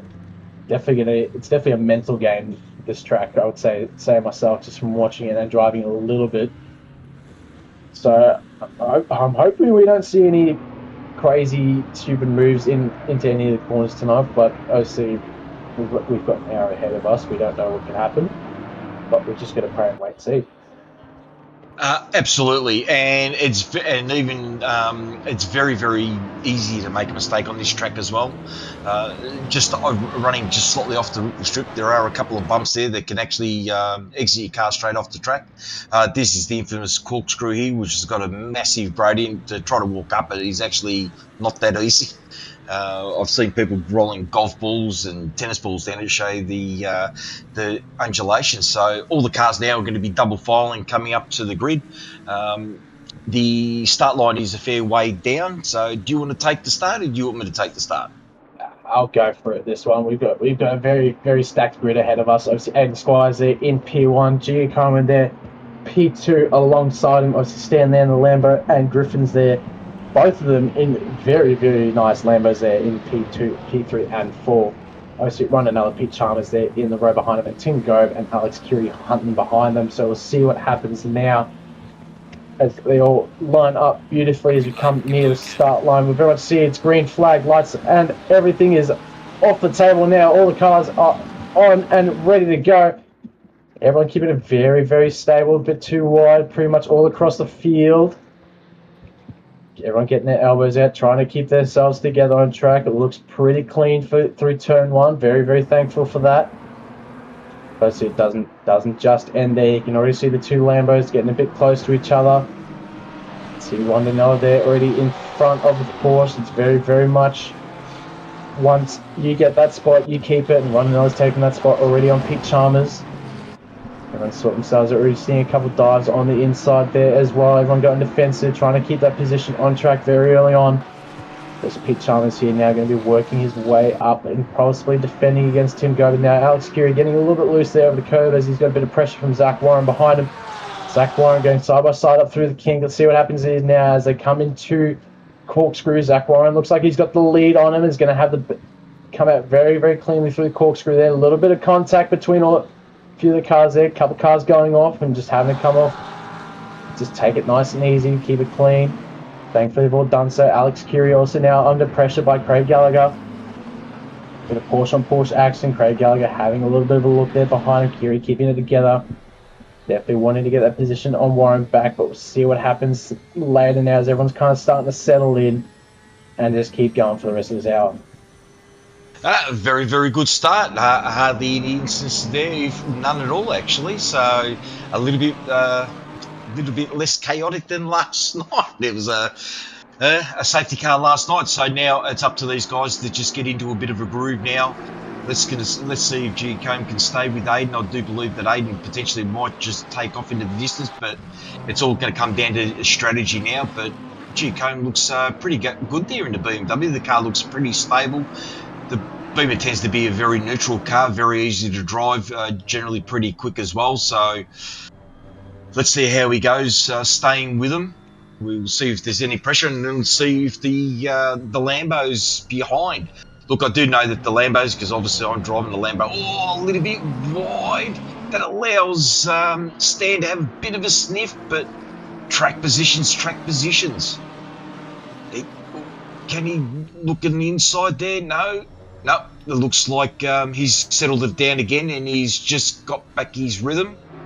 Like I said, track position's key on this track. You've got to be close enough that if anyone makes a mistake, to take advantage on it. Oh, there's a bit of a spin there. Kiri's had a bit of a spin. Did he spin it or did he get hit? Don't move. Oh!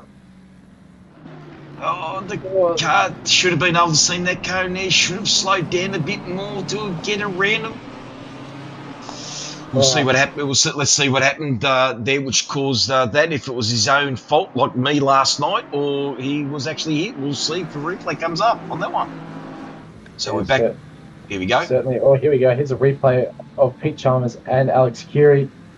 Curie in front, gone wide. And I think it's where is he? Yep, just a little bit too close there. Unfortunately, just getting too tapped by Chalmers there.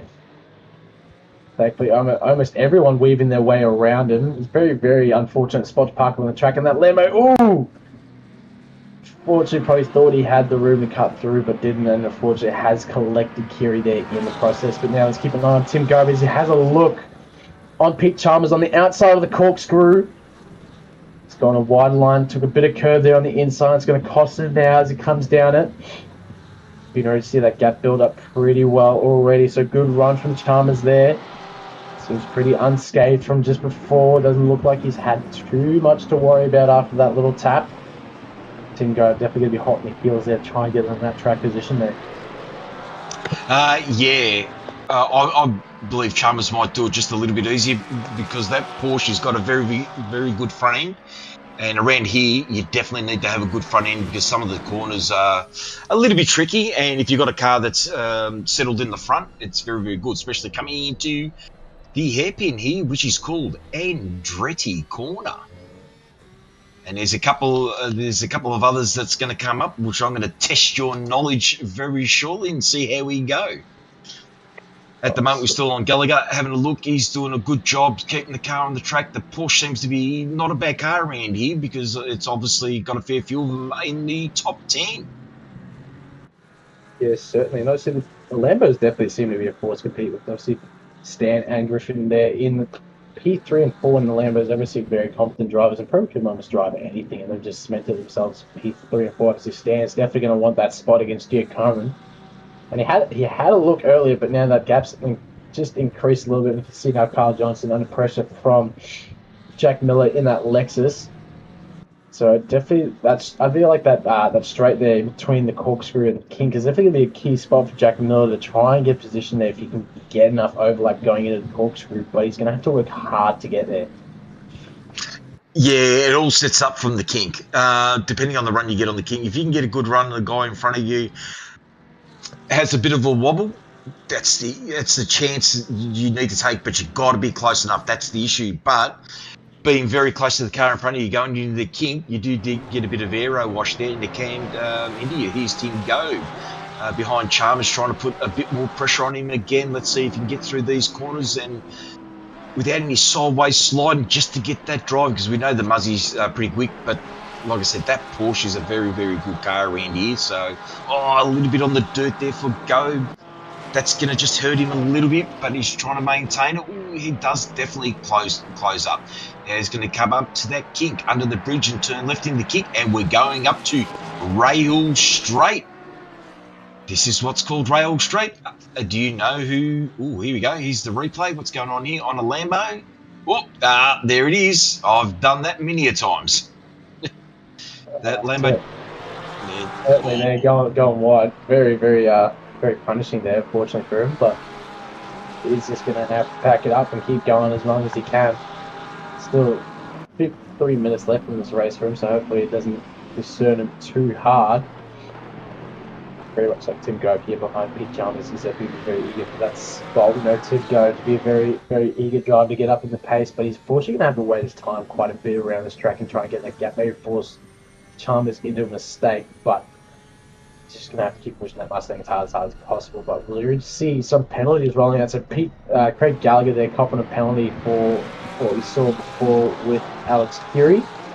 So that's a bit, I believe that's before what we saw just before. Yep, there we go. And obviously Breno now is setting a fastest lap, and he's really down in P23. So he's doing the same thing he did again last week, and he's hoping to make his way up the field. He's already P23 in, and we're just under 10 minutes through this race, so maybe he can work his way up, but we'll have to wait and see. At the moment, we're still following Timmy. Let's see if he can get a bit of run through the kink. He's just called rail straight. Yes, he does get the run. He gets the run there. Looked like Chalmers had a bit of a weary exit there. He's on the outside once again, this time side by side.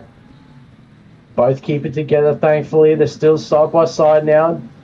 Definitely taking a spot there. Looked like Chalmers maybe just gave up the position there, maybe just braking a little bit, keeping it safe, but he's under pressure now from Zach Warren. Porsche on Porsche action. Zach definitely hot on the heels on the backside of that other Porsche. But he also might have to settle in, as Pete Chalmers is definitely not going to want to give up that position either. If anyone on the on our stream, our followers out there, can give us a heads up why 2 races in a row Bruno Ellis is starting from the back. I can understand in Spa, but at Laguna, not easy to overtake on this track. So he's definitely going to be doing it tough back there, that's for certain. So if anyone's out there can see what he's doing, it'll be interesting to know why, what the theories behind it. We're on Zach Warren here at the moment. He's going to be trying to see if he can put a bit of pressure on Chalmers there to see if he can get past like Tim did. Again, that probably started all the way at the kink that's coming up here. Just lost a little bit and lost a little bit of drive that allowed that Mustang to really accelerate. Yeah, certainly. You can't really, if you're in a Porsche, you can't really beat a Mustang in a straight line. You really see them going through some of the back marks. That Lamborghini almost going off the track entirely. It goes very, very uneasy there through the corkscrew. Must be pretty unsettled. Most now we're following Craig Gallagher, the backside of Craig Gallagher now with Carl Johnson behind him. Carl Johnson having a look on the inside.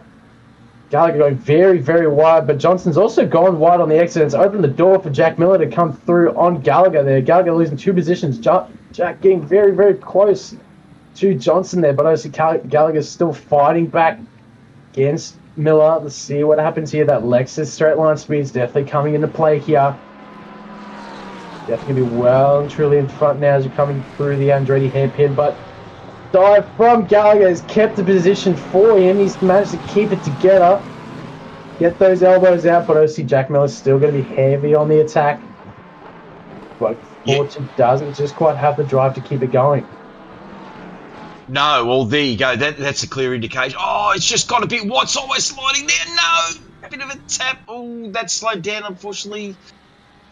That BMW Barker didn't have anywhere to go. That sideways snap on that Porsche hurt his drive out of that corner, which allowed, obviously, the rest of the cars to go through, which is Miller and all that.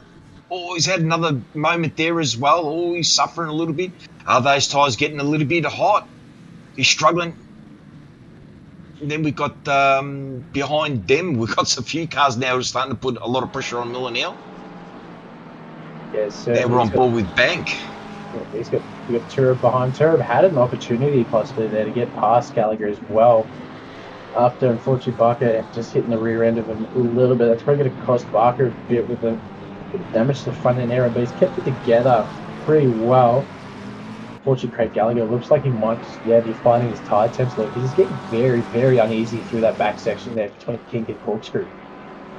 Yeah, look, a little bit of damage on that Lexus. Look, I drove the Lexus last season. Surprisingly enough, you can maintain your... Oh, he's gone a bit wide there, Gallagher, which is... Oh, there he's snapping. He's definitely got to be having an issue there with tyres or something there. It just does not look right for him. There's got to be something going on. Again, he's just had a bit of snap of oversteer on throttle. Can he keep it onto the track? Yes, he can. Oh, he's definitely suffering there at the moment. I'd be interested to find out what's going on there. Maybe that 15-second pen's just got into him a little bit, and he's just a little bit annoyed, and he's just lost his concentration. Just take a deep breath, son. Take a deep breath. Get your rhythm going. Get that rhythm going again. You'll be right. There we go. Yeah. What's going on here? Oh, there's the slide one. And then this is where the big slide comes in. There he goes again. Gets happy on the loud pedal. Bang! And again, Bank had nowhere to go on that one, unfortunately. He just lost it. And when you're committed in that corner, you're committed. Oh, there he's off again. He's certainly struggling there at the moment. Certainly. He's dropped quite a few positions now. He's dropped out of the top 10 after all of that. Now he had a P14, so certainly must be fighting something. Definitely going to have to readjust his strategy for the rest of this race. Absolutely, and as I said before about the Lexus, I drove it last season. I can tell you for an absolute fact that car, if you get up to 10 seconds to damage, you could still maintain your time. Not a problem. I don't know why, how, but yeah, it doesn't mind a bit of damage where some other cars, like the Lambo, you get any front end damage on that one, oh my God. I reckon a tractor's got better steering than the Lambo. Okay, so we're on board with Chalmers there. Can he start putting a bit of pressure on Gove? Gove's not actually not pulling away from him, so let's see if he could just put a little bit of pressure on, see if he can make a mistake and maybe try to overtake him. Let's see what happens in the next few laps. We can see Gove's trying to catch up to Jaden, but again, that Lexus around here is actually pretty stable, so it's going to be not going to be easy to overtake Jaden. He's been driving very well over the last couple of weeks as well, and especially sitting in P5. He ain't going to want to let that go, that's for certain. Yeah, certainly not now. He's cut the Giacomo. He's closed that gap on Aiden a little bit now. He's gone from just over 8 tenths to now 4 tenths, so he's putting in the work now in that BMW to try and close up to Aiden, maybe try and force Aiden to make a mistake as well.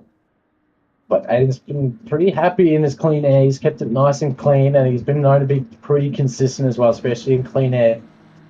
But when he's got the pressure of Giacomo, is he going to be able to keep hold of that concentration and just keeping the car on this track? Yeah, let's see if he can stay close enough to keep his car in those mirrors. So instead of Aiden looking forward, he'd be looking back. If he keeps on looking back, that's going to hurt, obviously, compromising on his line. So, yeah, Giacomo just needs to put that pressure. That's all he's got to do, keep that pressure up on him. We're back on here with Bank. He's 0.8. He's trying to close up on Barker. But at the same time, he's got a lot of pressure behind him as well with Sam and Cooley. There he is, the Jag still going strong. Keep on going, son. Oh, I want to see that Jag get into the top 10. Can you do it? There it is there. Get into the top 10, son. Get into that top 10. Oh, I think Chris has got it then tonight. We just have to wait and see what happens to everyone. He's probably might be playing a bit of the patient game, because obviously Sam's there hot on the heels of Turib at the moment. Had a bit of a look there on the inside. Might have put that Lexus up a little bit, but he's built a little bit of a gap, bit of breathing room now in these last few corners. So that Lexus is going to be using all that straight line speed now as we come through the final corner. They're definitely going to be wanting to get back to Barker there, but obviously he's still got to worry about Sam behind him. He's definitely going to have to put in all the effort here to try and keep going, but we'll have to see what happens, because obviously we've had a bit of chaos already in these few laps. The Lexus obviously very, very stable around here. Very different lines through Tier 1, so maybe something for Sam to look at. He's already closed that gap a little bit just there in Tier 1, so has Bank on Barker. See what happens here. Let's see if we can close the gap a little bit more. That BMW looks like it's got the better exit, clipping the gravel a little bit there, but seems unfazed. And Bank once again might just have to settle back again. Yes, like I said, coming up to Keat, you just got to put that pressure. You've got to be there. You've got to be close enough to capitalise. If they make a mistake here, they go through the kink, all clean through there. Yes, so there's no mistake on this lap. So going up to the corkscrew there, I did see one of the cars go in here. That was very close up to the corkscrew. Can he hold it? Yes, he can. And, a bit of a tap there. Oh. That was Sam. Sam just running into the back there of Bank. We'll leave that one up to the marshal to decide on that one. But I think a penalty will be coming that way, that's for certain. Here we got G. Coleman again, putting a lot of pressure on Aiden now. Aiden had it very easy last week, but he's not having it as easy as tonight. And the pressure that is getting mounted on him is fantastic, which makes it very, very good. Let's see if Aiden can maintain it. Oh, there's a spin by the Merc there. There's a They're coming across, and this straight here is called Bobby Rail, who's an ex-champ car driver that's won many races here. That's why they named that straight off after him. Going into the corkscrew, out of the corkscrew, and the left-hander down the bottom is called Rainy Corner. Do you know who Rainy is? Yeah, I don't. My knowledge of motorsports isn't probably as high as yours, but we now cut to a replay. This is what happened between Frank and Sam as they come through the corkscrew. Sam very, very much faster, and then unfortunately just clips the inside there. Not sure if that was Frank maybe trying to like cover, or maybe just set himself early up for the next corner. Unfortunately, just the front end of the McLaren just being there. Yeah, like I said, we'll just leave that there. We'll leave that there and we'll see what happens. Rainey, he's a motorbike rider. He's a four-time world champion 500cc driver. So they named that corner after Wayne Rainey after he had his accident and became a paraplegic. Oh. There you go. An unfortunate case for him, but obviously, glad enough, still be remembered in the motorsport world against this legendary track of Laguna Seca, also known as WeatherTech Raceway now, but thankfully it still holds its original name here in ACC of Laguna Seca, and we absolutely love that name, and that's what we know it for. But, here's another bit of a tip. The last time we actually done an OR Sprint Series race on this was in season 17. Jeez, very long time ago, considering we're in season 26. 9 seasons ago. That is long before my time, certainly here in OOR, to say the least.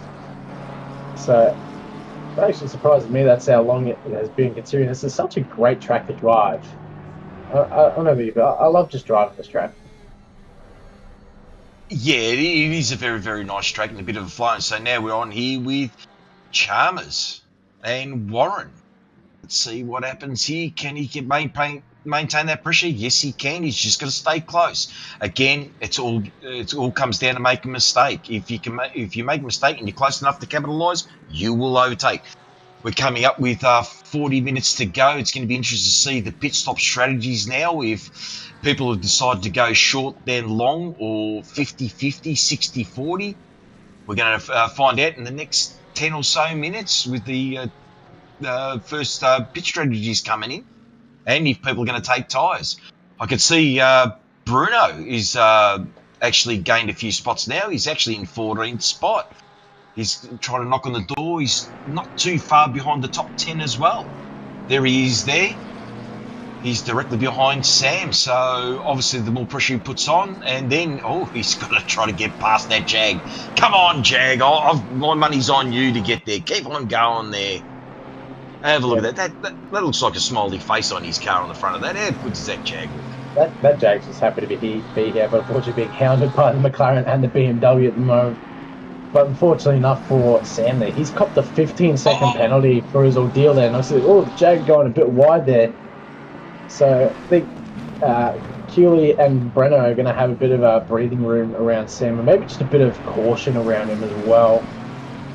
Maybe just, obviously, very much a track it's a bit hard to overtake on and just force another mistake. So it might just be a play for Brenner, but Brenner's obviously been pretty aggressive to make his way up the field already. To cut to a replay now. This is Gia Coman now coming up to the corkscrew. You can see Aiden there in the distance. Let's see Gia Coman very, very loose over the top there. Definitely not the line you want to take through there. Oh, here we go. Is Bruno. Is he going to make a move there on Sam? He's trying to go around the outside. Oh, bit of a love tap there. Look, that's fair in love and war. Keep on going. Play on, son. Play on. Sam doesn't need to yield, even though he's got that 15-second. He's going to try to get past. Oh, a little bit of a squirm there again on the loud pedal again. Slow put a tap of the brake. Oh, looks like Bruno here tonight is on. He's on. He's in race mode. Blocking a bit. Blocking there. Making the corner. He didn't move under braking, so that's fair, but that has compromised him on the way out. What's going to happen through this kink? Are they going to yield? Is anyone going to yield? Yes, Sam does. Oh, there goes Sam. A little bit of tank slipper, but saved it. Oh, that might hurt him from behind. Can these guys behind? No, he's saved it. into the corkscrew, needs to settle down. Settle down, Sam. Get back out there and get those lines right. There was a little bit of pressure there from Bruno that caused that error. So that's it. Another spot for Bruno. Now he's after that Jaguar. Let's see if he's got any pace against the Jag. And can he get past it? Oh, it's a bit of a move there. Coming to the last corner. Is it a back marker? No. That might have been on hope. Maybe? I think that is track position by the way these two are acting. I believe that's Craig Gallagher there. I don't think they have the timing board updated properly, but yeah, that is Craig Gallagher in front. Oh, but it might be a back marker because he's P28, but maybe he thinks he's fast enough to keep that position. So maybe he was just trying to drive like it, that he is fast. I mean, fortunately, getting proven wrong there by Brandon Hope. Not sure. Look, obviously he's either trying to unlap himself or something like that. Oh well, we'll see what happens. Back onto Bruno, definitely putting a lot of pressure onto that Jaguar now. You can see that the Beamer is just so much quicker and nicer to drive. Can he maintain it again? If you make a mistake, he'll get past. That's going to be interesting. Oh, look, I'm not sure how the Jag drives. I don't know if it's got any top speed, and we know it suffers through the corners a little bit. This car has not been changed since 2012, if I'm not mistaken. So, a very gutsy call to run this for the season. But, you know, kudos to him. Yeah, doing it tough instead of taking it easy. Certainly, I believe it's a 6-year difference between these two cars at the moment. Obviously, it's kind of showing now at the top speed of that BMW. Getting that overlap in the turn one. Breno once again going on the outside. Keeping a lot of space there between him and that Jag. The Jag taking a bit too much curb. It's going to help Breno quite a bit. Breno getting the better run. Let's see if the Jag can get the better entry. Doesn't look like it's going to get anything out of the exit there. He's going to have to try and keep chasing there now. As it comes to a replay. This is Rondinella now in the Lexus. You can see Tim Goby behind him. See Jag going off at the King, keeping it together. Fortunately, there goes Tim Gove there, taking that free position. Yes, please. But Jaden, once again, definitely going to be wanting to get that position back. Absolutely. He's going to want to get that the banana boat past the Milwaukee car. So, and we know Jaden's a very good operator as well, so he will settle down, I believe, and give him a lap or so just to gather his thoughts. That kink always is a tough corner. And I believe he's going to put the pressure on it. Let's see if Tim can maintain and not make a mistake. Again, pit strategy is going to come into it, and also pit stops as well. You know, can't speed in the pits, and coming out of the pit lane is going to be interesting too, because that corner on the left-hand side there is extremely tight. You don't want to cook it, because if you go into the dirt, you're in a lot of trouble. Yeah, certainly. It looked like Jane had a bit of a upset there in the braking zone there in that hairpin, and unfortunately has lost a little bit of time. We saw him go a bit wider than Tim there in the hairpin. I don't know if he was maybe trying to get a better run out of the exit, but unfortunately didn't really pay off, and it's actually cost him a bit more now. He's going to have to put some more effort in and maybe also just reset himself and keep going. Yeah, unless if the Lexus itself is just starting to suffer with the tyres in the warmer conditions, because the Lexus can get a little bit of a slide going compared to the Ford. I think the Ford does slide a lot less, and now it's got the restrictor and the bop on it as well. I've heard that it does protect its tyres a lot more. Oh, here we go. We've got Bruno, not Bruno, that should be Sam starting to put some pressure on Keeley as well. Let's see if he can put a pressure, because he's got that 15-second pen. He wants to try to get in front of the Jag and see if he can try to get a bit of a break to try to offset that 15-second pen that he's got. Let's see what happens in the next lap or so. Can he... Gone a little bit wide there. That's going to compromise him a little bit going into the last corner. Comes out. What's the acceleration like on that Jaguar? Has it got a good acceleration? Let's see, because we know that Macca is generally pretty quick and pretty rapid. That's for certain. Coming out of corners, coming into Andretti corner, slowing down onto the picks. You can see there's two lines here. You get some people that just keep it in nice and tight. Some take the outside inside line there. Here we go, another replay coming up. What do we got here? Aston Martin's gone a bit wide on the dirt, and there's your bump, and that's going to end up going into the fence. You cannot stop it. Once you go out there, that's it. It just does not stop. You've got to keep it on the track. Yes, certainly. You can slide the Aston a little bit when it's on the asphalt, but as soon as you hit that gravel, you're done for in those things, unfortunately. But safely enough for Chris Cooley. He's got a bit of clean air now against Sam, so maybe Sam's made a couple of mistakes here and there in these past few corners, and it's giving Cooley a bit of fresh air. He's definitely obviously lost a bit of time to Brenner. You can already see Brenner now trying to chase down David Barker very, very eagerly. It's BMW on BMW action. Brenner definitely wanting to get into that top 10, but he's obviously going to have to pass Barker to get there. See, very, very eager there coming out of that final corner. Not probably the greatest exit he wanted out of it. He's just going to have to keep working there. I see there. Looks like that Rondinello will be going for the undercuts come up on the screen. Let's see what happens there. Rumour has it. Rumour has it. Oh. Rumour has it. It is just a rumour, but unfortunately we've got what is actually happening in front of us, and obviously Sam has made a bit of time on Chris Cooley, but also Brandon Hope has made a bit of time there on the backside of Sam, so that BMW is obviously going to be hunting the backside of that McLaren as long as McLaren can stay with that Jag. But obviously this Jag has seemed to be pretty quick as long as he keeps it nice and clean, but let's hope Brandon can do the same and try and get in front of both of them. Even one will be good for him, but now let's cut down to Breno Ellis and David Barker. Let's see Breno having a bit of a look at the top of the kink. Barker had a little bit of a defensive look there just before the break-ins, but he's kept it nice and clean. But they've also popped up on one of the back markers of the Mercedes. Mercedes getting happily out of the way there. Breno still hot on the heels. You can see him just closing that gap little by little, setting up for the corner. Hopefully, maybe trying to get the better run on Barker. Barker might have held him up a little bit there on the apex. It seems he's got the better exit now. Breno once again just having to pack it up for another lap and try and get even closer. BMW on BMW is always going to make it harder, even though Breno's got a lot more speed than Barker. If he just holds his position and doesn't make a mistake, it's going to be extremely hard. The closer you get to the top 10, the harder it is to start overtaking people. Now we're back on to the Jaguar again. Those two cars, the BMW and the McLaren, of obviously Sam and Hope. Hope's trying to put a lot of pressure on Sam now to see if he can make a bit of a mistake there to try to overtake as well.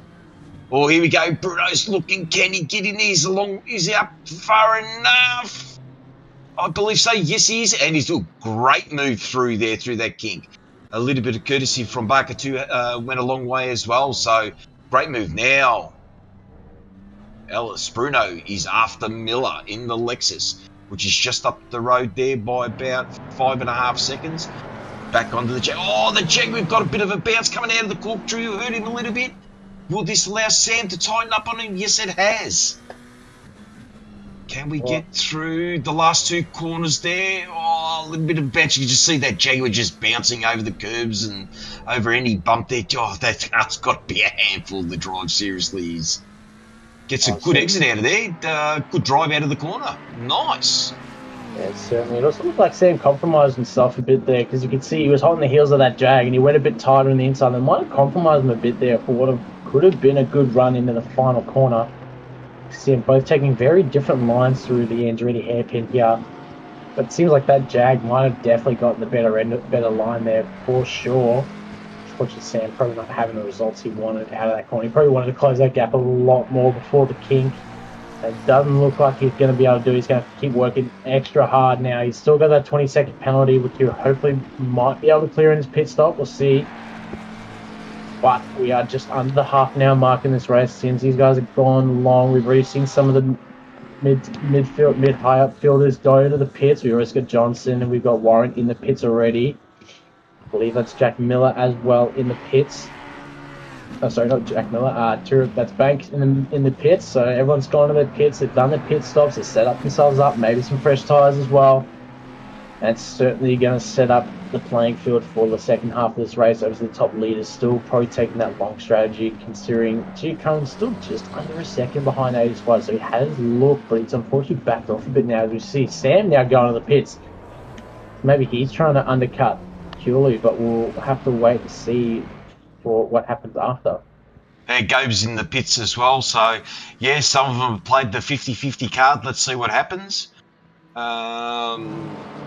Like I said, it's an interesting situation with this one, because do you come out into traffic? That's the problem. This track, if you can get it where you can come in, get out, and have a clear track to allow you to bring in those tyres properly, and then allow you to give yourself 4 or 5 good solid laps, you can. Oh, there's a few more cars just diving in. Oh, I believe Aiden is in the pits. Yes, he is. So now, does Giacomo have anything? Does he have more fuel on board? Can he put in the pressure? Can he put a half a second, or he's about half to 0.8 of a second? Does he have that time under the car to be able to jump in the pits? Because obviously overtaking is not going to be easy.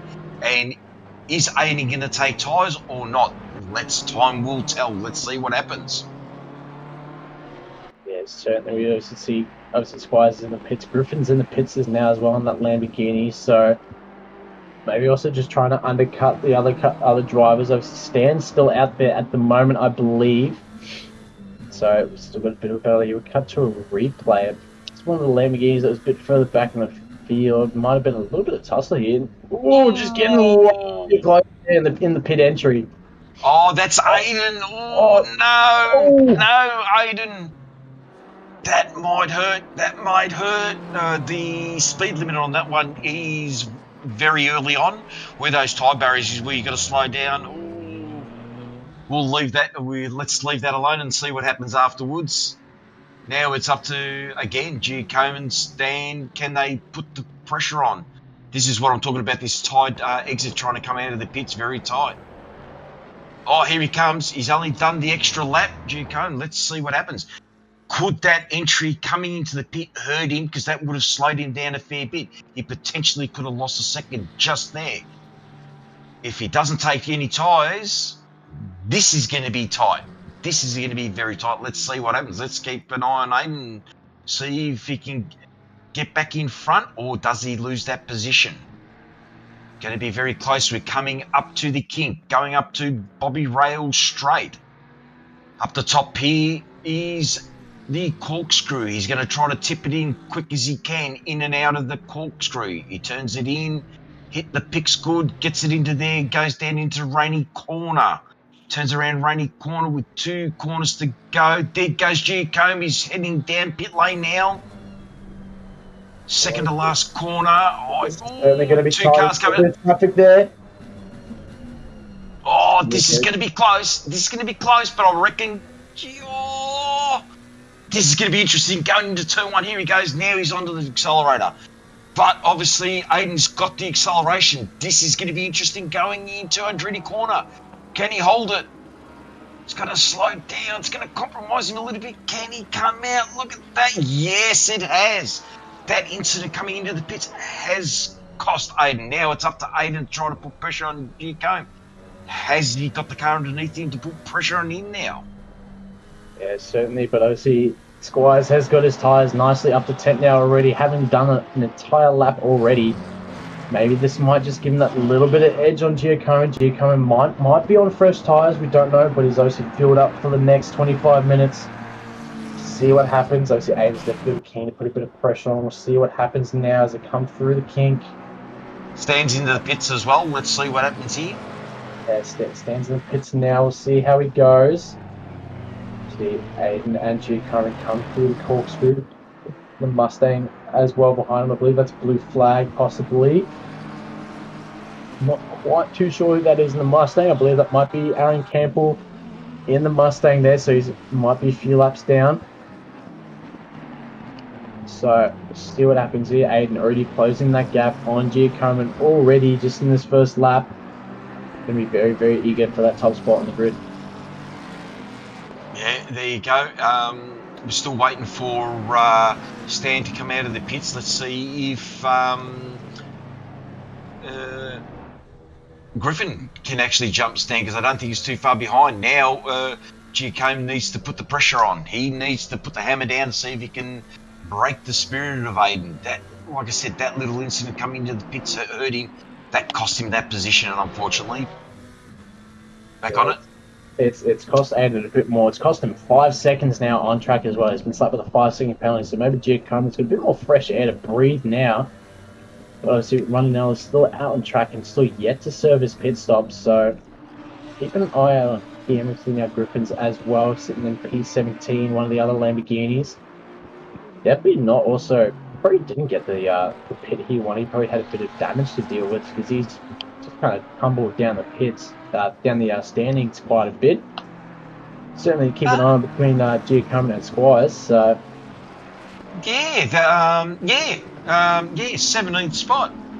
I saw him down there, but yeah, obviously he must have had an incident either coming into the pits or he spun it or did something like that, but he must have made a mistake somewhere. Oh well, we'll see if our cameraman can actually find the replay and put it up there and see what happened.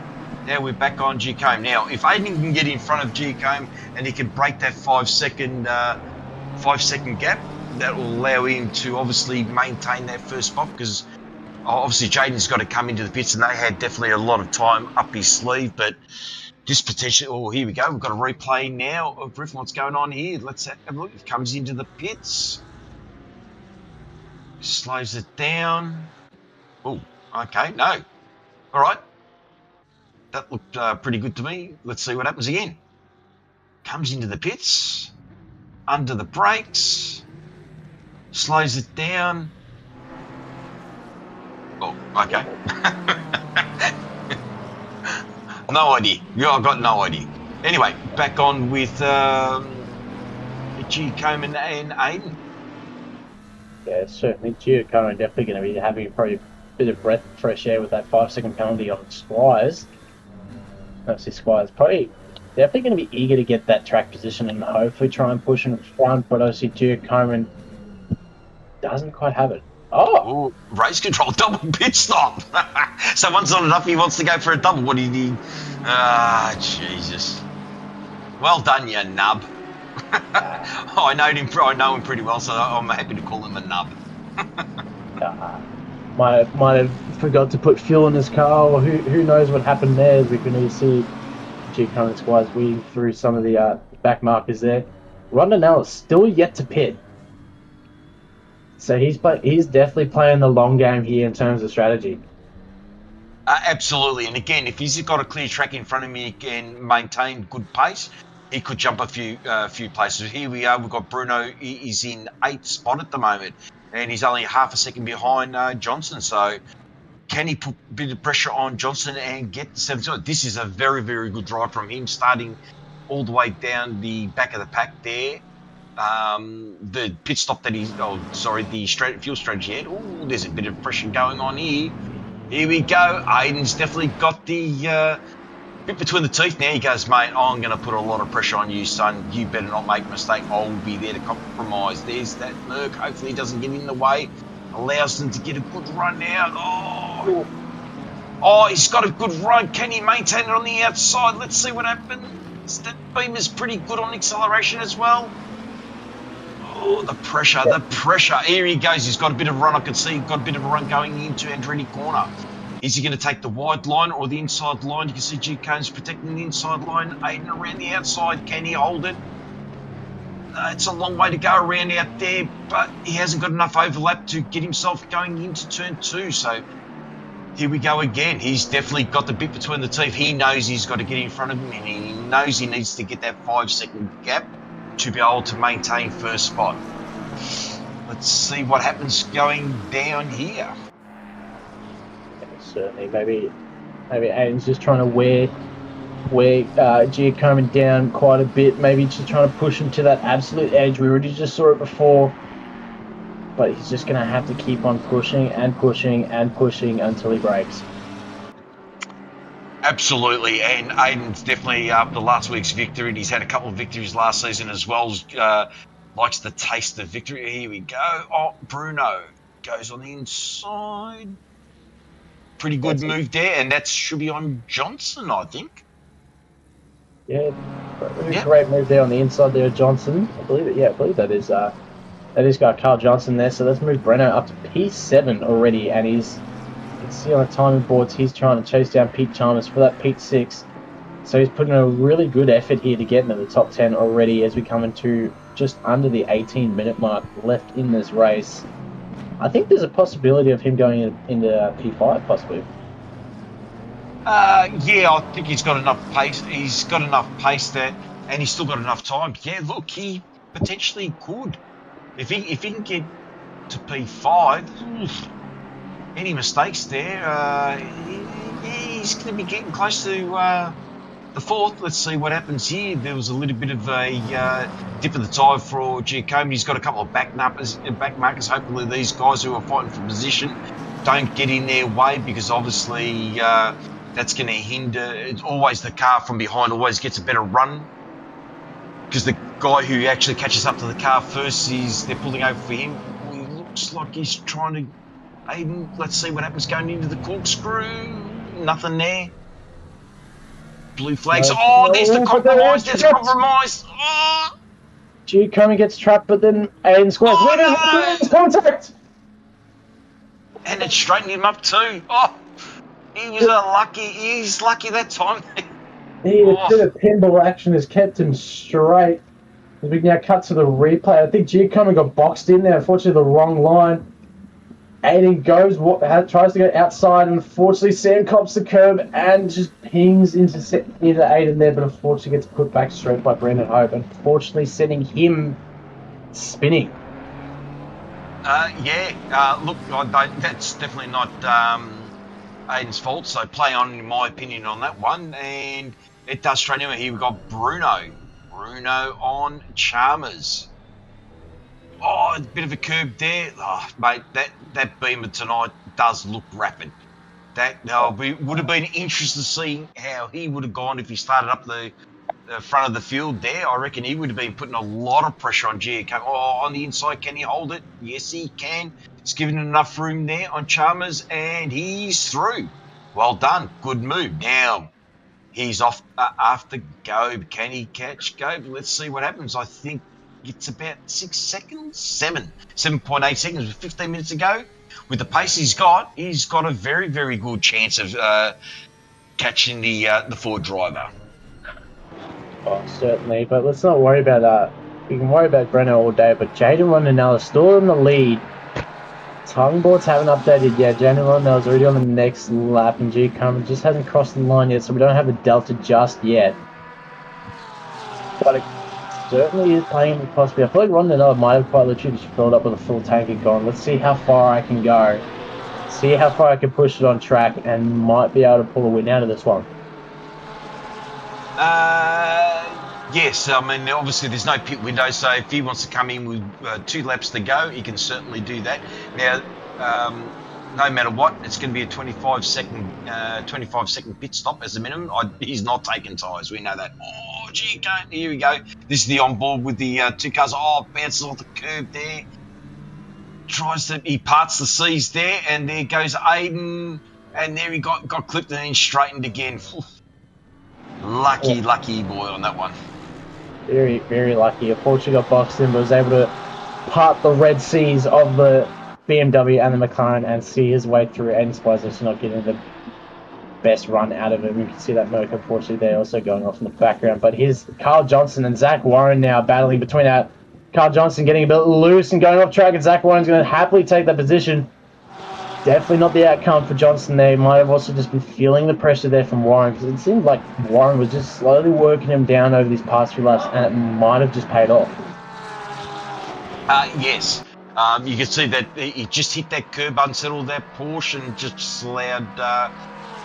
here we go. Aiden, fastest lap, a 22.02. He needs to close that gap up, because obviously he fell about a second behind, so he needs to put that pressure back on. So obviously the little bit of damage he's got hasn't unsettled the car that much. So now can he put that pressure back on with 13 minutes to go? Again, he needs to overtake, and then he needs to find 5 seconds on him. Back on Johnson on Warren. bit close, but obviously Warren got a better driver out of the last corner. Oh, sorry, that was Miller on Johnson, sorry. Was it Miller on Johnson? No, yeah, it was. It was Johnson on Warren, and then you got Miller's behind as well. Yeah, certainly. And while we were looking at the time, but I believe I saw a quick pop-up of the delta there between Rondinella and Giacomo. It's got, oh, here we go. It's 21 seconds. So Giacomo's gaining time on Rondinella. So maybe the very, very late pit stop strategy isn't going to play out for Rondinella here.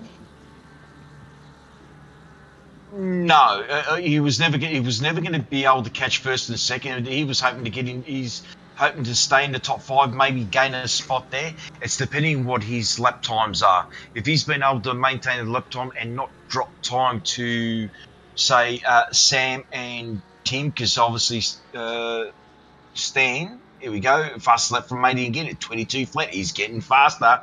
He's getting faster. He goes, Doctor, I'm not going anywhere. I'm coming for you. Going into the corkscrew there, Miller. Yeah, let's see what time you go. I'm not quite sure. It's a 25-second stop. Then you've got the transition down there. You're looking at about a 45 second delta going for a pit stop, I think it is. Yeah, something like that. So it's not going to pay off for him there, unfortunately. He must enjoy the clean air, but unfortunately it's not going to last too much longer now that we hit the just over the 11-minute mark. So he had the idea, but unfortunately it's not going to pay off for him. Yeah, so I don't know his starting position, but anyway, we're back on to Miller now. He's trying to put a little bit of pressure on Johnson. Johnson seeing 3 Porsches in the top 10 there is good to see, because I think they had struggled on a couple of tracks there. So seeing 3 Porsches back in the top 10 is good to see as well. How are we going with the Jaguar? Jaguar, he's in 12th. Oh, here we go. Oh, hang on a minute. Hang on. Is there a change? Yes, there is. Did Giacomo make a mistake? Now Aiden's going to put the hammer down. Let's have a look. Second to last. Oh, clipped the curbs, got into the dirt, allowed Aiden to get through. Now that's given the clear air for Aiden to try to get that 5-second gap. Now can Giacomo keep that pressure on? One thing's leading, another thing chasing, and the chasing car can match your lines. Let's see if he's got the car underneath him to try to pull away. We'll find out in the next couple of laps. He's got 10 minutes. Here we go. Bruno, fastest lap, 21.9, almost getting to the pole position of the qualifying times. He's got some rapid pace towards the end here. Yeah, certainly. We've now just had penalties start coming through as well. Francis, unfortunately, copying another 5-second penalty from that ordeal between Aiden and I believe that was Brandon there. Brendan Hope there before. Unfortunately, they've obviously tumbled down the grid down to P1 and P22 already after their unfortunate happenings throughout the rest of the race. So Sam, unfortunately, being very much further down the grid than he wanted to be near the start of the race. Unfortunately, tumbled down a bit further now. He's got that 5-second penalty, which will hopefully keep him in front of Alex Curie there. But unfortunately, one thing to watch now at the moment is Aiden Squires and Giacomo. And Giacomo's definitely now probably just wanted to sit in that 5-second window with Squires already pulling a second on him in these last 2 laps. Yeah, he from now on, the last 9 minutes, it's got to just be nothing but qualifying laps from Aiden to be able to break Giacomo's spirit. But let's see. He might be able to get himself back into a rhythm again and maintain it. It's not going to be easy to get that 5 seconds. He's going to probably need a few back markers and all that sort of stuff to help him out a little bit, because you can see that Giacomo's not going to let him go. Here we're on board with Jaden still leading out there with the banana boat. That's a good looking livery, sorry, but it is a good looking livery. I don't mind it. It looks pretty cool. Look at that. Yeah. That is a beautiful livery, and unfortunately, I feel like we might see him pop into that pits very soon. I just saw a clip of his last lap. It was a 1:27 for his last lap, so he lost about 6 seconds to Squires there, and you can already see that gap reduced to 10 seconds. And you really see a bit of a replay of Rondinella going very, very slow through there. I'm not too sure what happened there. I think he might have made a mistake the second to last go. He's definitely slowed down here as well. Yes, certainly slowed down quite a bit. I don't know if he's maybe pushed his fuel tank too far and he's just had to go in a very, very heavy fuel saving mode. But he definitely had enough time to come into the pits, unless if he was that. But it looked, yeah, I'm not sure. Couldn't tell you. He hasn't gone into the pits yet. It'll be interesting what his time are. But yeah, a 127 certainly won't help his cause. That's for certain. That's going to really hinder him. That's for certain.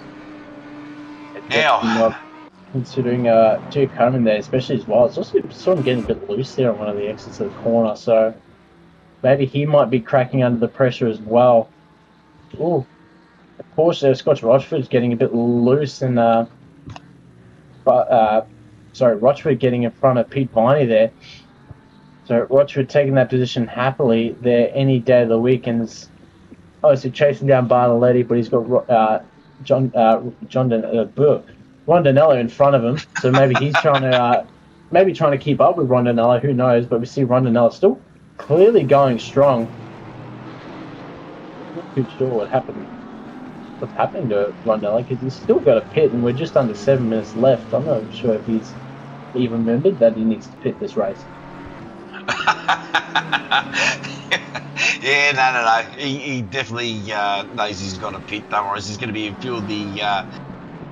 few of the boys there in their TeamSpeak channel. If he's on there saying, "Mate, you've got a pit," you got a pit. They'll be giving him a hard time. Oof, yeah. What's going on here? Oh, look at that Porsche. Oh, just hit the curb, which allowed the Aston to get past him. Back on the G-Comb again, 1.2. I don't believe he's going to get that 5 seconds. He basically needs G-Comb to make a mistake, so Aiden can win this, I believe. Oh, a little bit of a slap coming out of the corner, going into the kink, and here we go, the Aston on the Lexus. Yeah, I'm surprised Jaden's this slow. If he's that slow, why didn't he come into the pits? Let's see what happens. Maybe he's going fuel conservation to try to get as deep as he can go.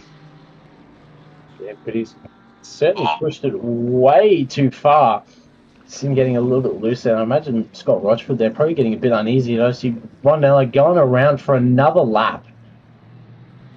So imagine if I'm in Scott Rochford's shoes at the moment, thinking this Lexus is clearly a bit slower in front of me at the moment. I want to get past.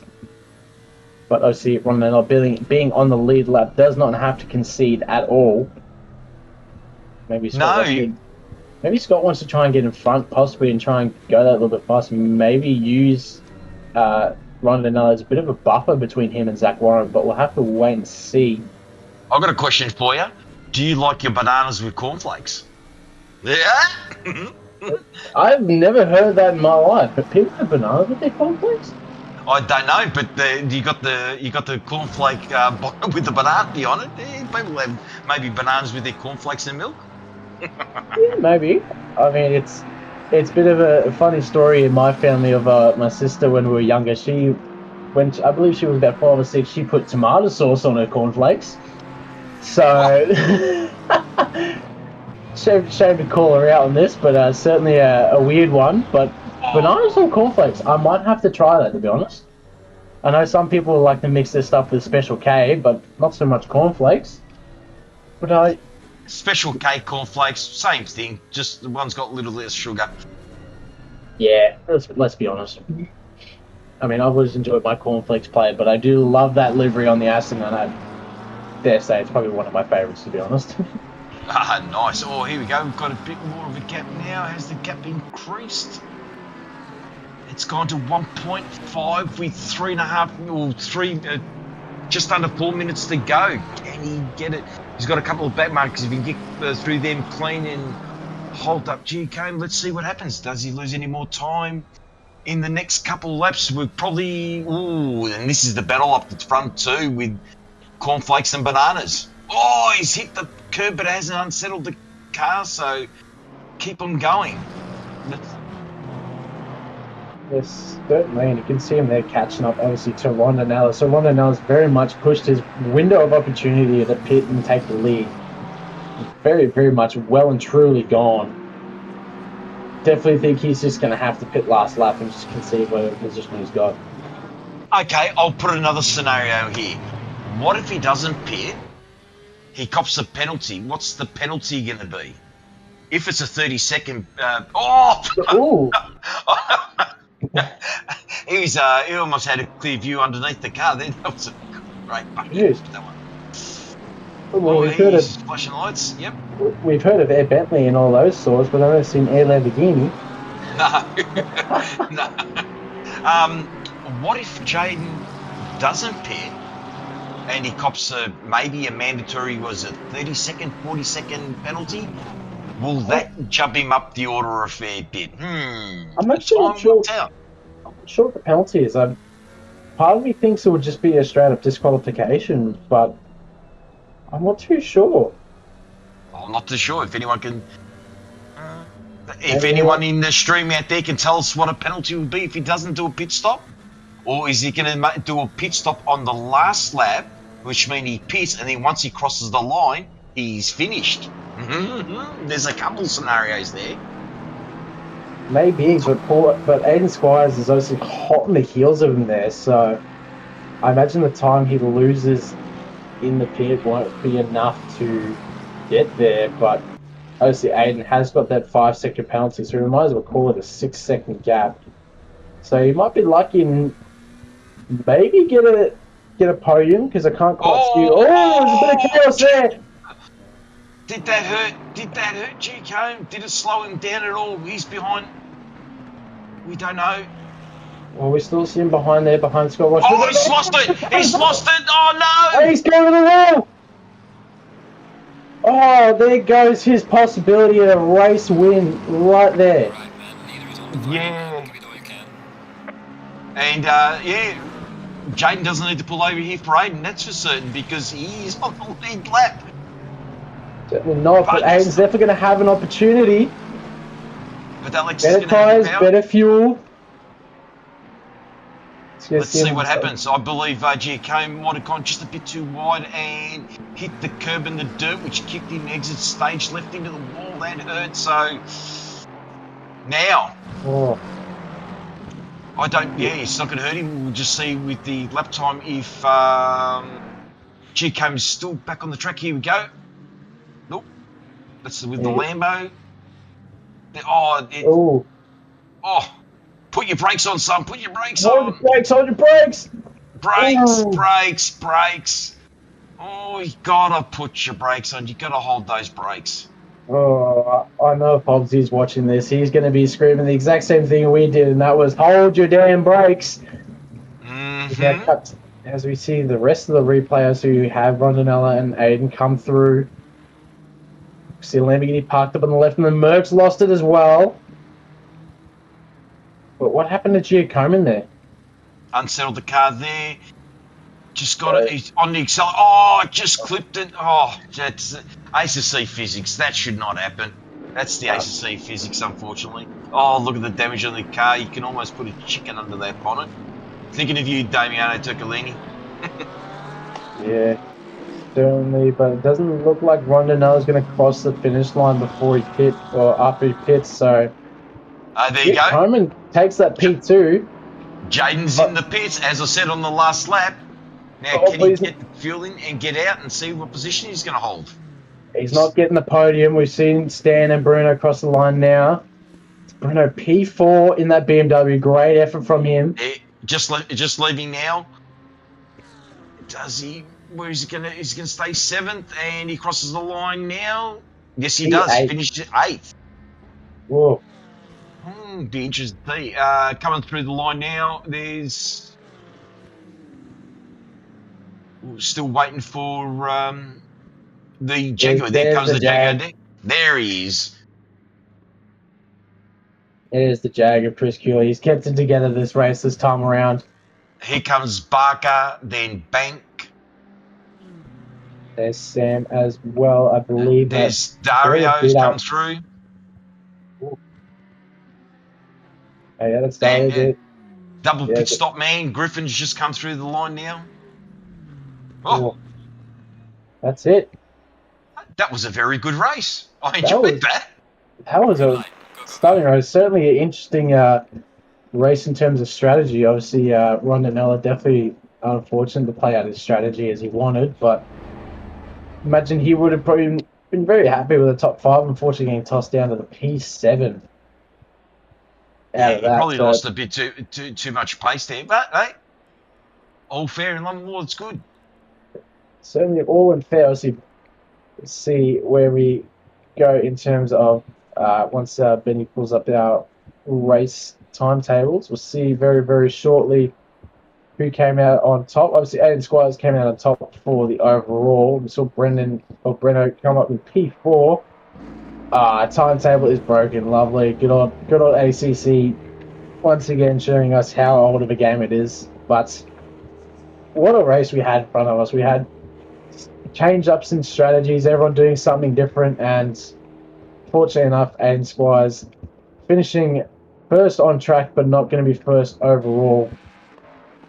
So, what a race we've had tonight. I don't know about you, but certainly Aiden's probably in my top for drivers of the day. Yeah, look, I'd have to give it. I'd have to give it to Bruno. Fantastic drive from starting from the rear to get himself into the top 5. That was a fantastic hit from him. Drove very well, very fast, very rapid. So I'd have to give it to. And if I'm not mistaken, he also got the fastest lap too. Yeah, certainly. He certainly proved what a driver he is. So starting from pretty much the back of the grid and working his way up into the top 5. What a drive from him. So see now showing off that beautiful, beautiful gold Falcon BMW.